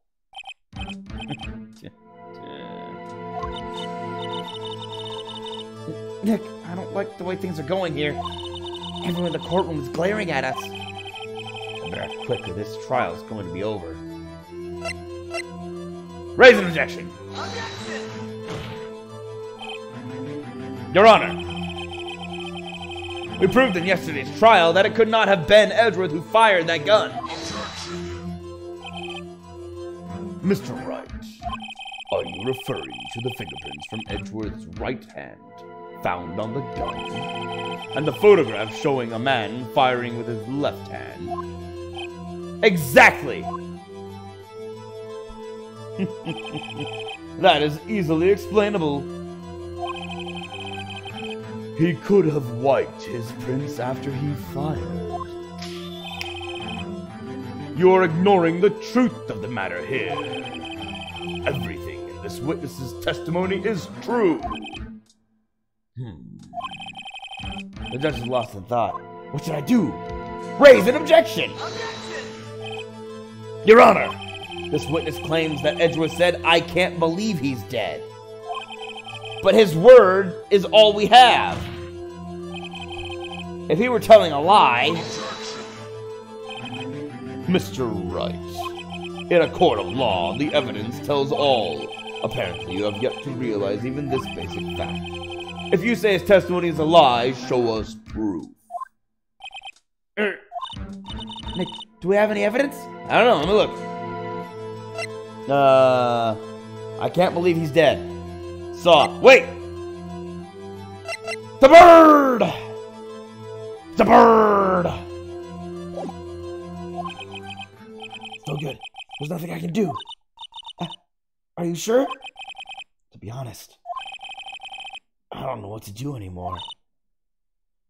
Please. Can you hear me, sis? Please. We need your help. Nick needs you. 3 minutes was perhaps too high of an expectation. However, 15 minutes isn't bad. This must be a new record. Enough. The witness may leave the stand. This court sees no reason to further prolong the trial. Nor is there any need for more time to decide the case against the defendant. This case is extremely clear. I see no room for misinterpretation of the facts. You see none? What? No! This court finds the defendant, Mr. Miles Edgeworth,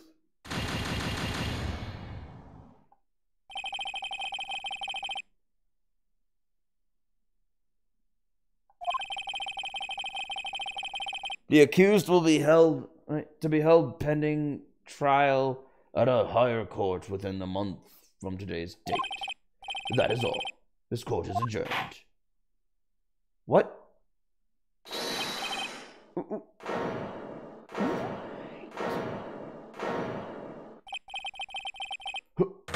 Wait! Who just said that? Me! Huh? What? Oh, Larry? What are you doing here? Listen, you gotta listen to me. I was there in the park the night of the murder. I wasn't sure about it until just yesterday. But today I remembered it. Remember what? The gunshot! I heard it too! Order! What is the meaning of this? The verdict has been decided. I call for adjournment. One moment. Mr. Von Karma. So you say you heard a gunshot? Yeah, I did! A gunshot, that night! I was sitting here in the audience listening to the testimony. Then I realized something he said was different from what I remember. Anyhow, I can't just sit here and let you call Edgy a murderer. It's just not right! I'll testify! Let me testify! It's very unorthodox. Order! Order! Well, this is the first time something has happened like this in my court. I'm not quite sure how to proceed. Judge, you've already given your decision. The trial is over. Nick, this is it. Larry's given us one final chance at this. He's right. If only it wasn't Larry. He could make things even worse. Mr. Edgeworth was just declared guilty, Nick. It doesn't get any worse. You're right. Okay. Your Honor, if there is another witness, it is our duty to hear him speak. Right here, right now. A waste of time. The verdict cannot be overturned.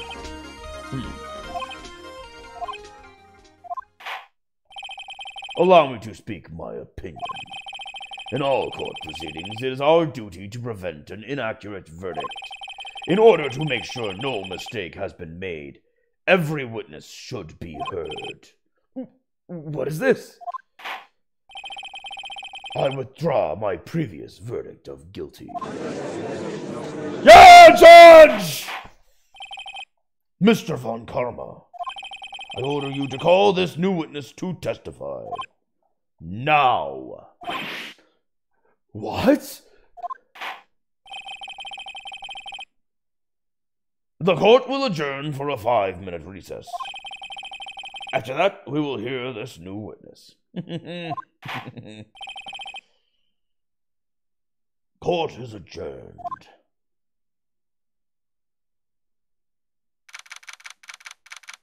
December 27th, 10:28 a.m. District Court, Defendant Lobby number 2. Whew! That was too close.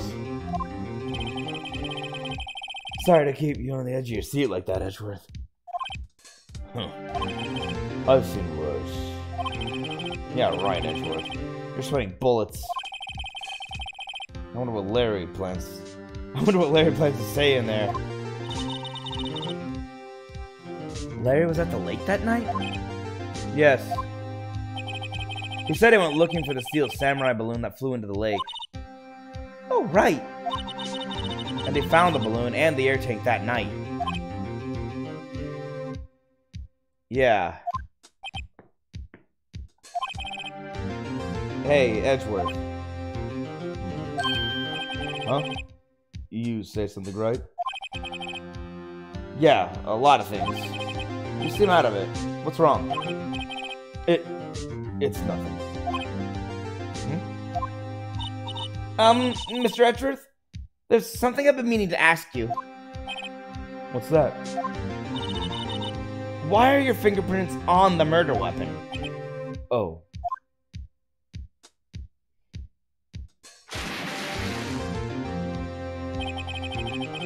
When he fell into the lake, I went into a daze. I couldn't understand what had happened. I couldn't think straight. Then I saw the pistol lying on the floor of the boat in front of me. I picked it up without thinking. I didn't have a reason to, really.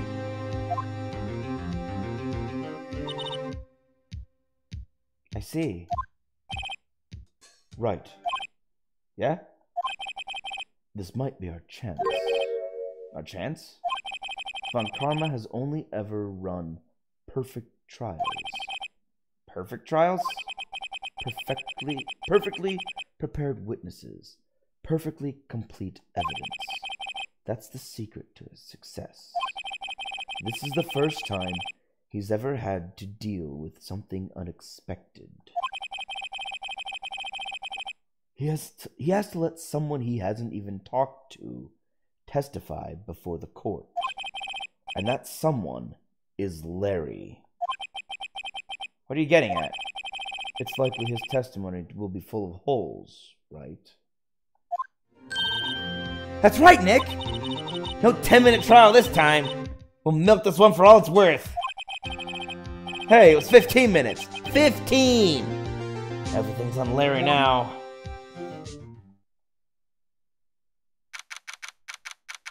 December 27th, 10:35 a.m.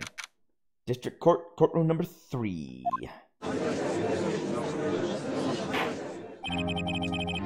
Court is now back in session.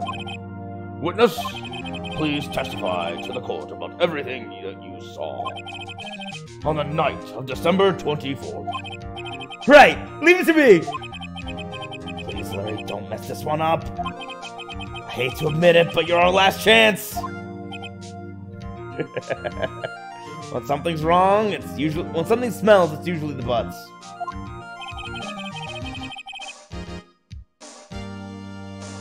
Von Karma didn't even have time to prep his witness. I just hope Edgeworth is right about this being our big break. Night of the murder. That night, I was out in a boat on the lake. I was looking for something, I found it. So I quietly slipped the boat back in at the rental stop dock. Then, just as I was thinking about going home, I heard this bang. I looked out over the lake, but I didn't see a boat. So after I heard that single gunshot, I went home. Single gunshot? That was an unusually vague testimony, even for this court. In any case, Mr. Wright, you may begin your cross-examination. Yes, Your Honor. What's wrong, Nick? It's Larry. I have no idea what he's going to say if I press him. I'm a little scared. Well, we've come this far. There's no way to go but forward, Nick. That's right. Press on! I was out in a boat on the lake.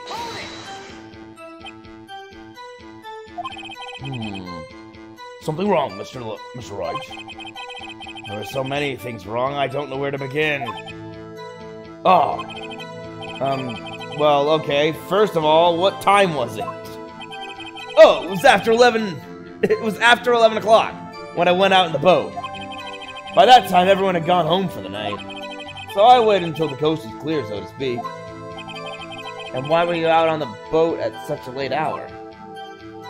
I was looking for something, and I found it. What were you looking for? Looking for something? Yeah. Mr. Butts, what was it that you were looking for? What the witness was searching for is irrelevant. Most likely, he was hunting for this Gordon. That's surprisingly close to the truth in a sense. Ha! This is all irrelevant. Let's get it over with. I think I finally found this guy's voice. So I quietly slipped the boat back in at the rental shop dock. Oh, wait, my bad, wrong button. I'm pressing this one, apparently. Where did the sound come from? Here to bang. Yeah, well, I wasn't too sure about that. I looked around, you know. Did you look at the lake? Yeah, I looked.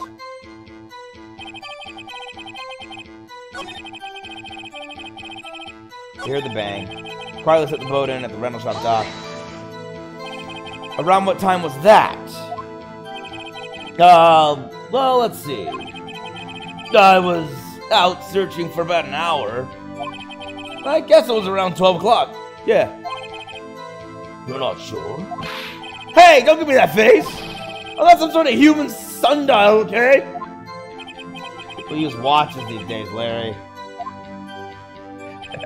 Watches, phones. Well, I guess not in 2001. Still, watches at least. Looked out over the lake, but I didn't see a boat. Wasn't there a boat on the lake? That's important. Order, order. Well, Mr. Butts. Whoa, whoa. Everybody's calm down, okay? I mean, it was real foggy that night. I'm not sure whether there was a boat out there or not. Oh, okay, no problem. That's just the most important part of the case.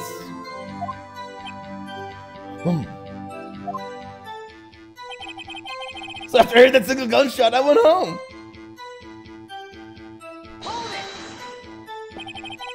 So you only heard one bang, correct? Yeah. Huh. Well, Nick? It was a pretty wishy-washy testimony, wasn't it? I guess I should just start working on the contradictions. Sorry. I wish I could be more helpful. I wish I could call my sister.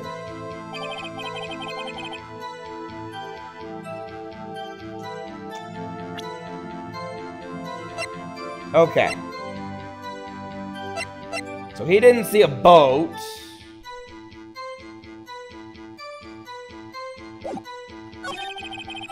Wait a minute.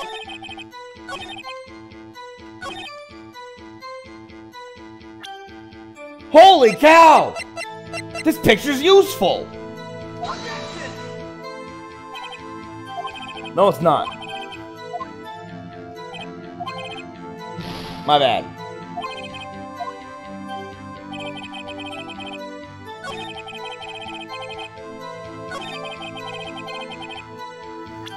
Okay, so that picture's not useful right now, but it should be, because it proves that the lake was empty.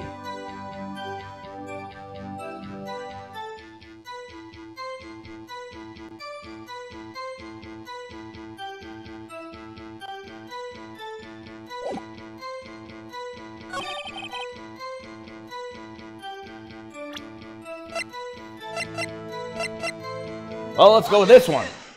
This is the obvious point. Wait a sec, Larry. What?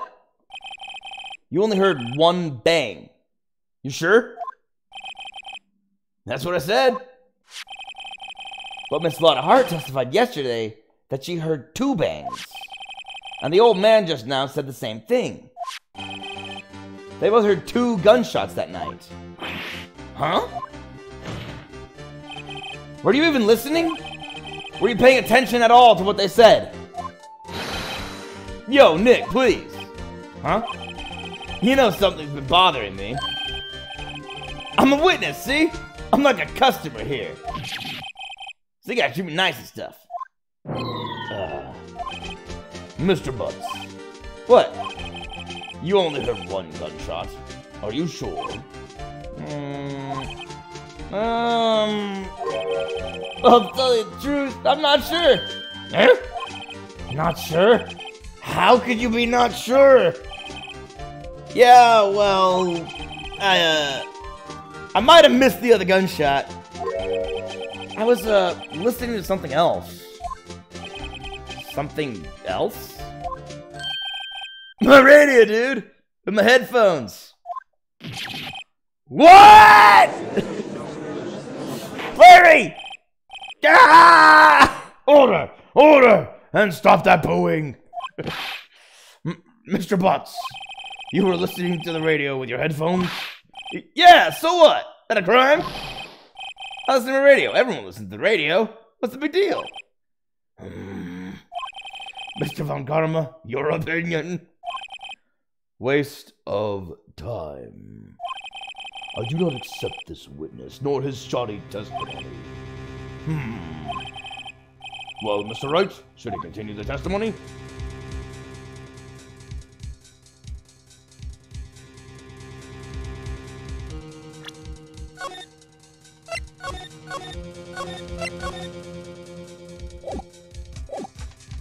Yes! Your Honor! Please allow the witness to continue the testimony. Bah! Nothing is more pitiful than a lawyer who doesn't know when he's lost. Very well, Mr. Butts. Please give your testimony and be sure to include details, like your radio. Right, leave it to me! I wouldn't if there were any other way out of this, believe me. Oh my gosh, what Larry heard. He heard a radio. It's lonely being alone on Christmas Eve. That's why I was listening to an all-request show on the radio, see? I was listening to it real booming loud like. But I'm sure I heard that gunshot. I remember exactly what the DJ was saying when I heard it too. You were listening to your radio at a high volume? Yeah, what's the big problem? Can't a man listen to his radio in peace? Isn't this a free country? I truly believe Larry has no idea what the problem here is. Judge, can you believe a word the witness says? What he heard was probably nothing more than a drumbeat from the radio. True enough, it is difficult to believe his testimony. Wait, Your Honor. The witness said he remembers exactly what the DJ said when he heard the gunshot. Excuse me, DJ? An announcer, the guy who says things on the radio. Anyway, what this means is, when he heard the sound, no music was playing. The DJ only talks between songs. So he could have heard the gunshot from the lake. I'd like to cross-examine the witness, Your Honor. Very well, Mr. Wright. I can't believe I'm continuing the charade. What Larry heard. Why were you alone? So you turned on the radio? Right. I just wanted to hear someone's voice, you know? You don't know what it's like out there alone on Christmas Eve! Alone! I shouldn't have said anything. That's why I was listening to an all-request show on the radio, see? Do you by any chance remember the name of the program you were listening to?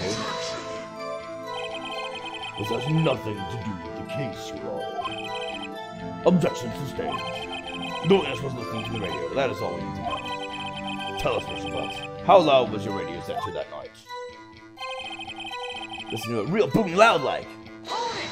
Why? Real booming loud? Yeah, you know? And you had headphones on? Yup. I wouldn't think you could hear anything going on outside at all. But I'm sure I heard that gunshot. And why? Can you prove that? No, of course you can't. Nah, I can't prove it. But I remember that moment real clear. I mean, while I was talking about it, it came back real clear to me, you know? I remember exactly what the DJ was saying when I heard it too. What did he say? Mr. Wright, please cease these pointless questions. What possible good could knowing what a radio DJ said do us? Indeed, Mr. Von Karma has a point. I'll allow the question only if you see a reason why we should care. We should care! We should care, Your Honor. Of course we should. Why? Well, how do you know if we don't ask, hmm? Fine, very well. Mr. Butts, please testify to the court. What was the radio announcer saying when you heard the gunshot? Just when he said, "Hey, it's almost Christmas," I heard the gunshot. This is the most ludicrous testimony I've ever heard. But there is one gleaming ray of hope in there. I've got to press it until we get to the bottom of what happened. Yeah, that's a good point! Wait, hold on.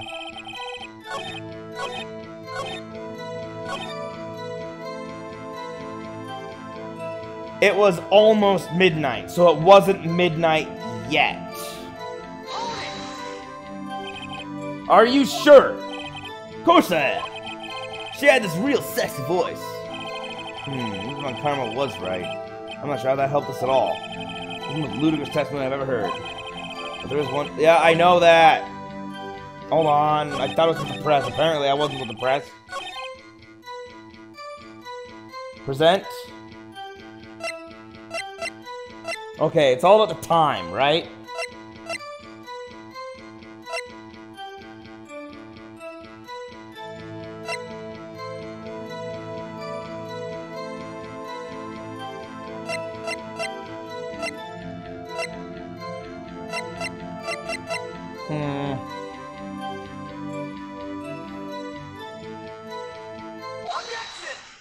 Just after midnight?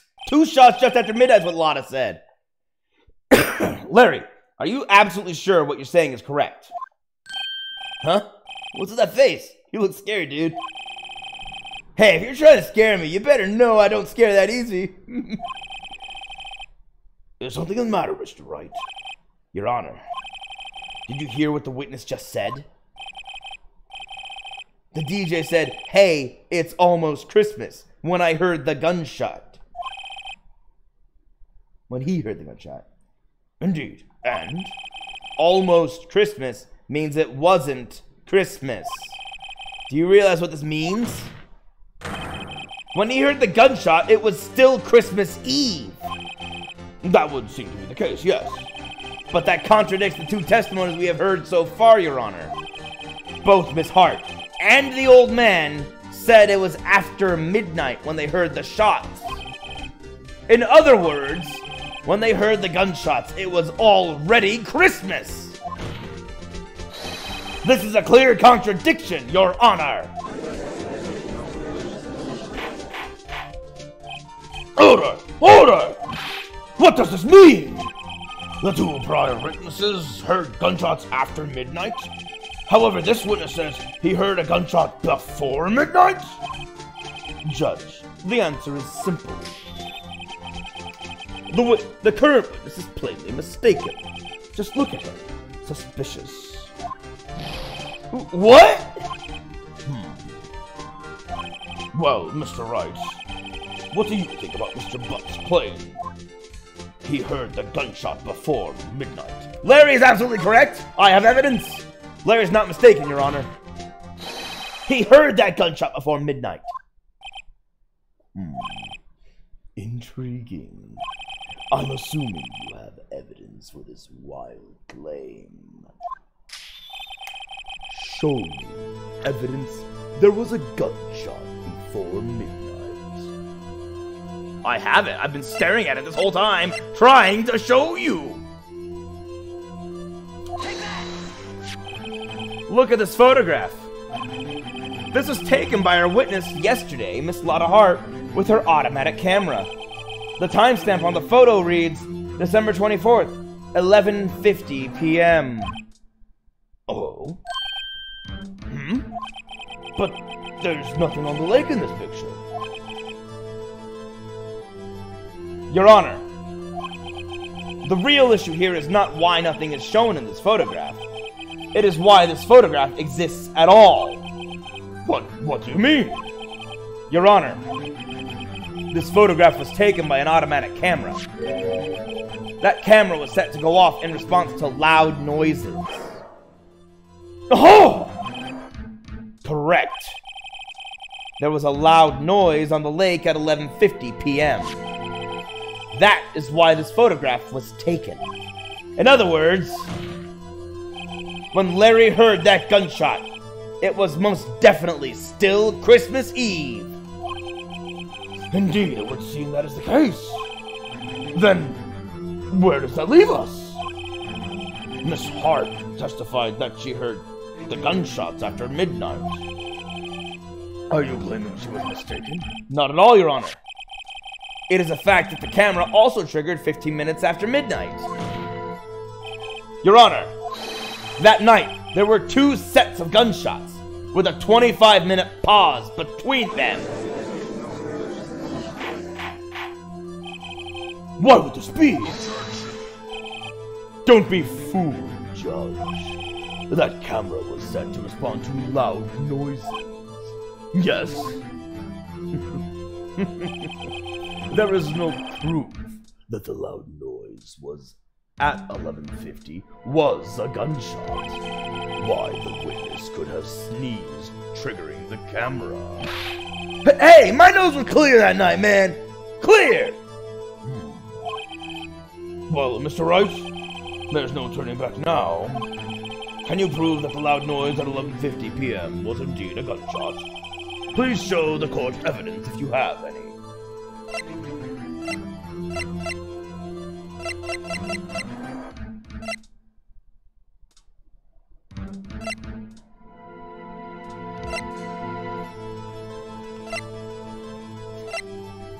Huh.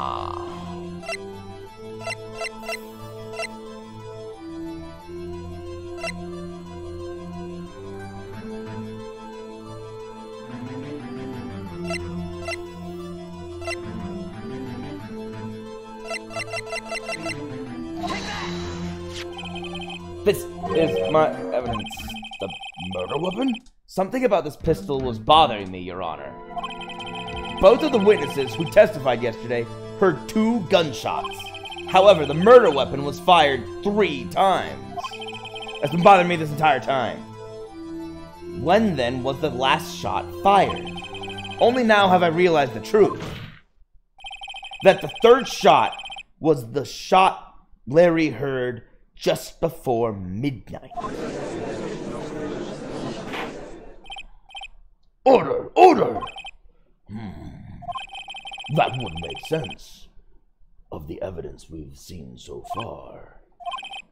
However, this leaves me wondering exactly what did happen that night on the lake.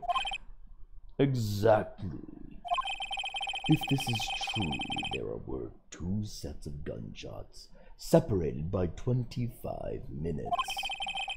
One at 11:50, another at 15 minutes after midnight. Why, I ask you? Why? Uh-oh, I better think of something quick. Wait a second. Gunshots separated by 25 minutes.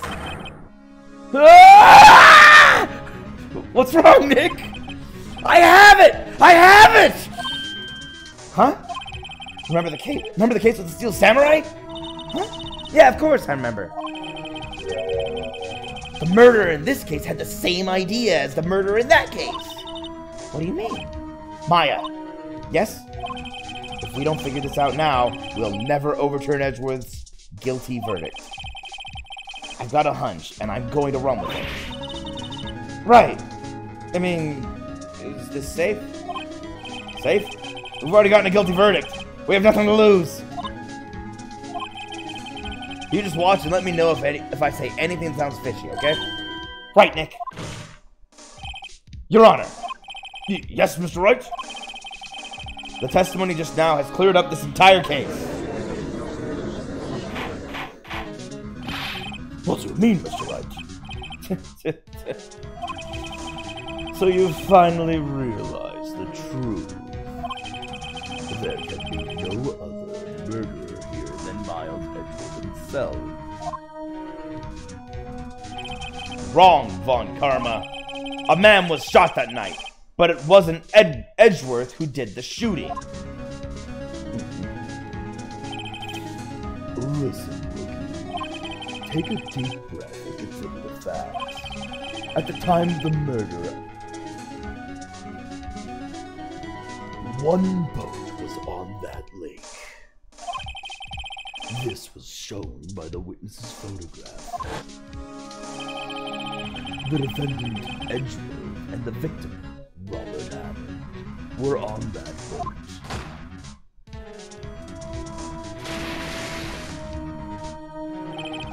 There was a gunshot fired on that boat, and Robert Hammond fell into the lake. The distance of the shooting was 1 meter.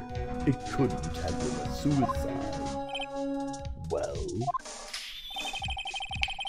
the guilty party has to be the other man on that boat. I admit it's hard to imagine any other possibility. Yes, but this assumes that the victim was shot at 15 minutes after midnight. What do you mean by that, Mr. Wright? We have photographic evidence of the time of the shooting. The timestamp on the photo says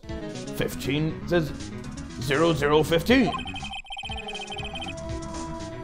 But Larry heard a gunshot at 25 minutes before that. Robert Hammond was killed then. 25 minutes before the shot on the lake. That's the only way that Edgeworth could be innocent. Mr. Wright, are you quite mad? Explain who the two men on the boat are.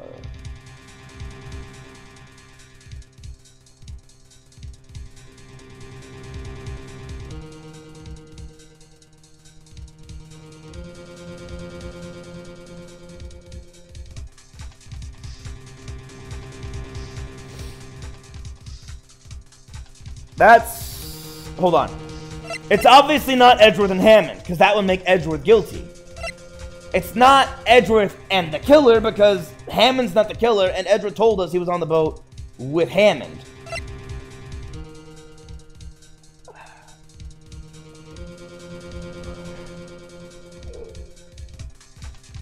I'm gonna say... I think it was the murder in Hammond. It was the murderer and Robert Hammond. What are you saying? That contradicts what you just told the court. You said that Robert Hammond had been killed 25 minutes before this gunshot. Yes, that's right. Also, might I mention, The defendant, Mr. Edgeworth, has admitted to being on that boat. Right, Your Honor. Crash and burn. Mr. Wright, Your client has already been declared guilty once. I'm going to have to penalize you for this foolishness. No! A penalty! bah, I'll ask you again. Explain who the two men on the boat are. So Edgeworth was on the boat. I forgot about that.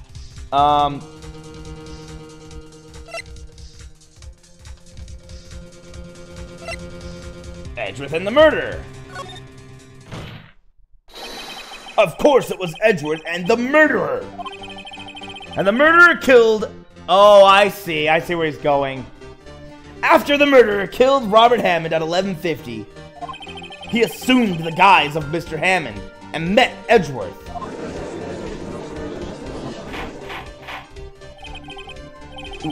What? You can't be serious. Yes. Edgeworth won't tell us why he went to the lake that night. However, I have a hunch. That night, Robert Hammond called Edgeworth to the lake. Now, Edgeworth didn't know Robert Hammond's face that well.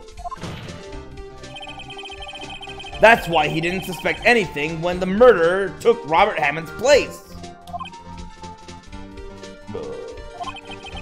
I'm not sure what to make of this. Ludicrous. Mr. Wright, tell us the name of the murderer then. The murderer's name. Right. It's I don't know. Actually, I don't know the murderer's name. You don't know? Bah! Again, you waste my time. I don't know because he never told us. The murderer is the caretaker of the boat shop. That old man. At 11:50, he was the one who killed Robert Hammond. The caretaker of the boat shop? Where did he do this? There weren't any boats on the lake then. Why would he have to go all the way out on the lake just to shoot someone? May I suggest that the real scene of this crime was not on a boat? What? Well then, where did the murder take place?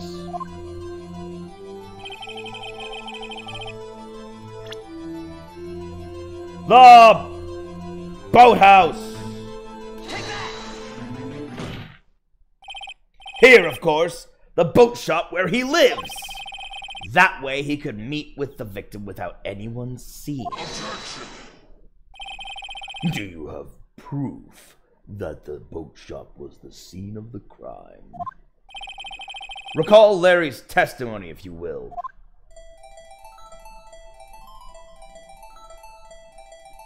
That's him searching. That night he was out on the lake in a boat, searching for something. He finds it and returns the boat. Then, just as he's starting to head for home, he hears a gunshot. He heard a gunshot, Your Honor, even though he was wearing headphones at the time. In other words, the gunshot was very, very close by. And where would that be if he had just returned a boat? The boat shop! Mr. Wright, what happened that night at Gourd Lake? Please tell the court from the beginning. Yes, Your Honor. Nick, are you sure about this? Not really. But I think if I start at the very beginning, and I take it slow, I might just be able to figure this out. I'm winging it completely.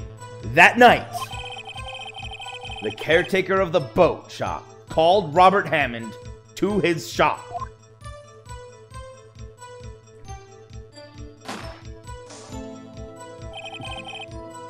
This was around 11:50.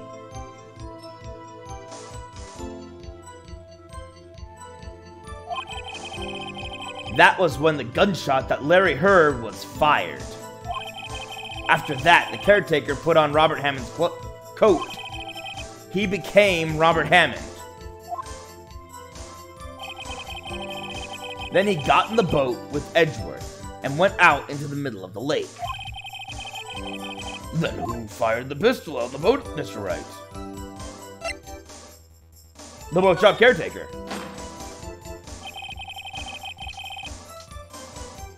Of course it was the murderer who shot the pistol. He shot twice. Both missed Edgeworth. On purpose. Wait a minute. Yes? Why would he shoot twice if he didn't mean to hit anyone? Details.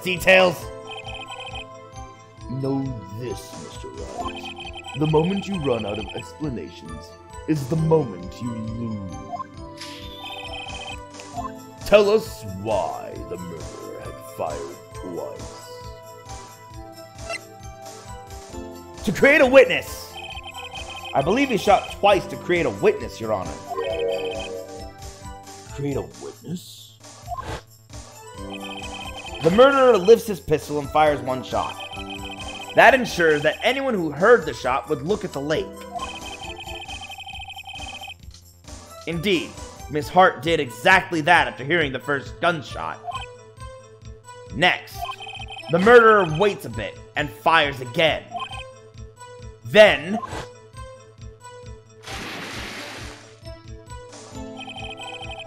the murderer jumps from the boat himself, leaving the pistol in the boat behind him.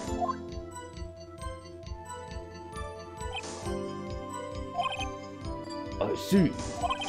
To someone looking from the edge of the lake, it would appear that one of the men in the boat had shot the other. The murderer didn't know about the automatic camera, of course. That's why he shot twice, to draw attention to the boat.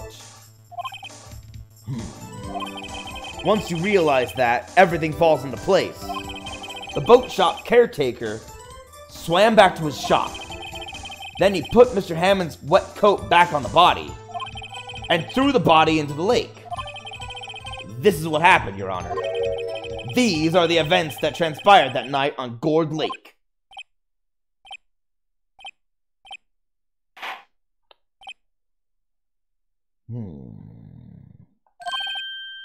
Bailiff! Bring out the witness from before. The boat shop caretaker. Quickly!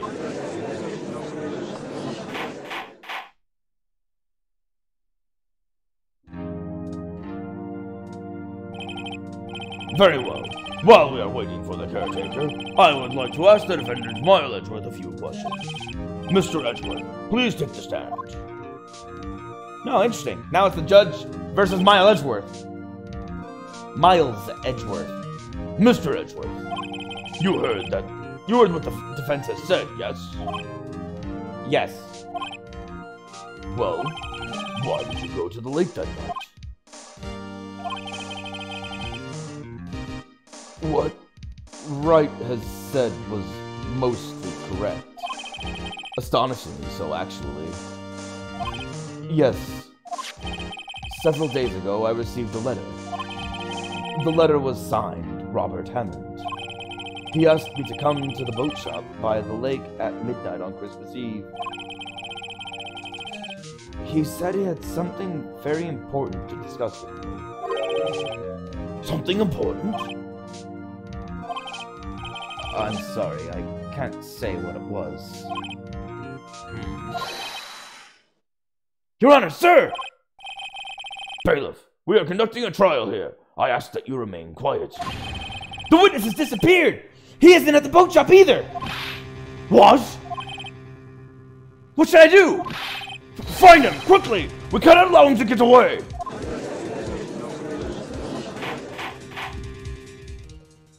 Seriously, he's our prime suspect now. And he ran. Mr. Von Karma, your witness has disappeared. A search warrant has already been issued. It goes without saying that I cannot declare a verdict under these circumstances. I will extend the trial until tomorrow, the final day allowed. I request that the police department utilize all its forces to find that witness. Am I understood? One more thing. Just who is that boat shop caretaker? I think his identity has become very important in this trial. I want him, and I want to know who he is. Very well. Court is adjourned. Woo! Alright, I got done pretty close on time. I just need to finish this and get to the save point. December 27th, 1:22 p.m. District Court, Defendant Lobby Number 2. Yay, Nick! You did it! Yeah. Well, at least we got out from under that guilty verdict. And what about Larry? That was something else. Even Von Karma didn't know what to do with his testimony. It really helped out. Sure, once I sifted through his unique testimony. Still, he did save us. I just wish our cases weren't so down to the wire all the time. Oh yeah, still he did save us. I just wish it... Wrong voice. I just wish that our cases weren't always down to the wire all the time. I know what you mean. Sometimes I feel like it's us on trial instead of our clients. Hey, Edgeworth.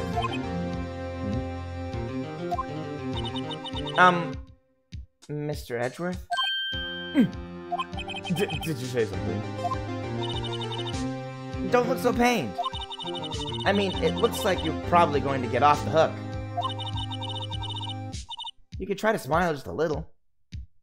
Relax! I'm Edgeworth. I don't smile. It's not my thing. I'm sorry. But I fear it's not over for me yet. What do you mean? Right. There's something that's been troubling me for a long time now.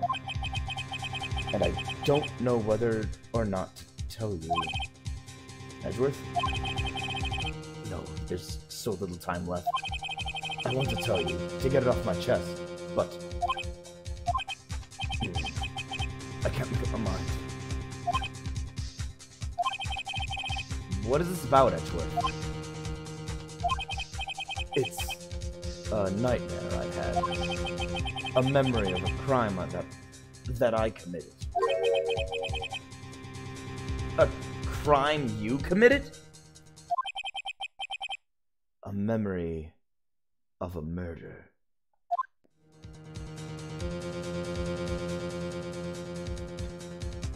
Dun dun dun! Ladies and gentlemen, that... Wow, this is a long case. I don't feel like took too long on anything at all, and I'm still on Turnabout Goodbyes. On the bright side, it looks like we're almost done because we're on to the final day of investigation and the final day of trial. The last day to close this case once and for all. You know, that DL6 incident. Oh, I just realized. District Lobby 6. Yeah. All these lobbies have numbers on them, remember? So obviously it's got to be District Lobby number 6. The elevator. Oh, crud. Well then. Most intriguing. Did I save already? Well, I've saved again. Anywho. That's all the time we have for this today.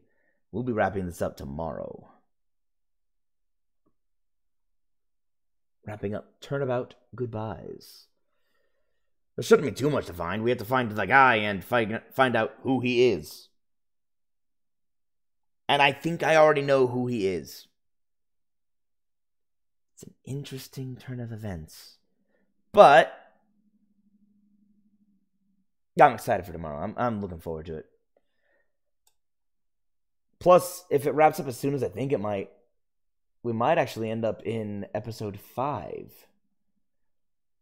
And there are 5 episodes. I looked this up. I didn't look up any details of what's upcoming because, I've already watched the series. So I know some vagaries of what we're going to be encountering. But I do know there are 5 episodes per game. So we have 1 more episode after this. That's going to be something else. As we end the first game and prepare to move on to the second. Thank you, everybody, for sticking with me today. I hope I'm entertaining you all, because I know people keep telling me I'm entertaining, even though I don't know why.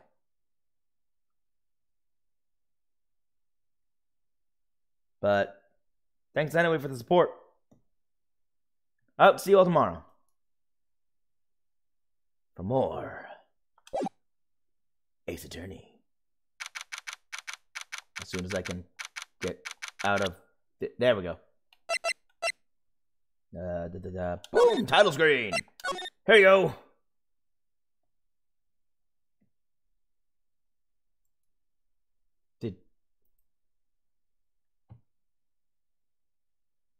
I think I broke the game. There's usually music here. Creepy. Didn't know there was a glitch in a game like this. Dang. A game this well known. A game by Capcom. I mean, they have glitches, but not usually like this bad. Weird. Oh well. Thank you everybody for joining me. I hope to see you tomorrow to find out who done it. Peace out all. Bye.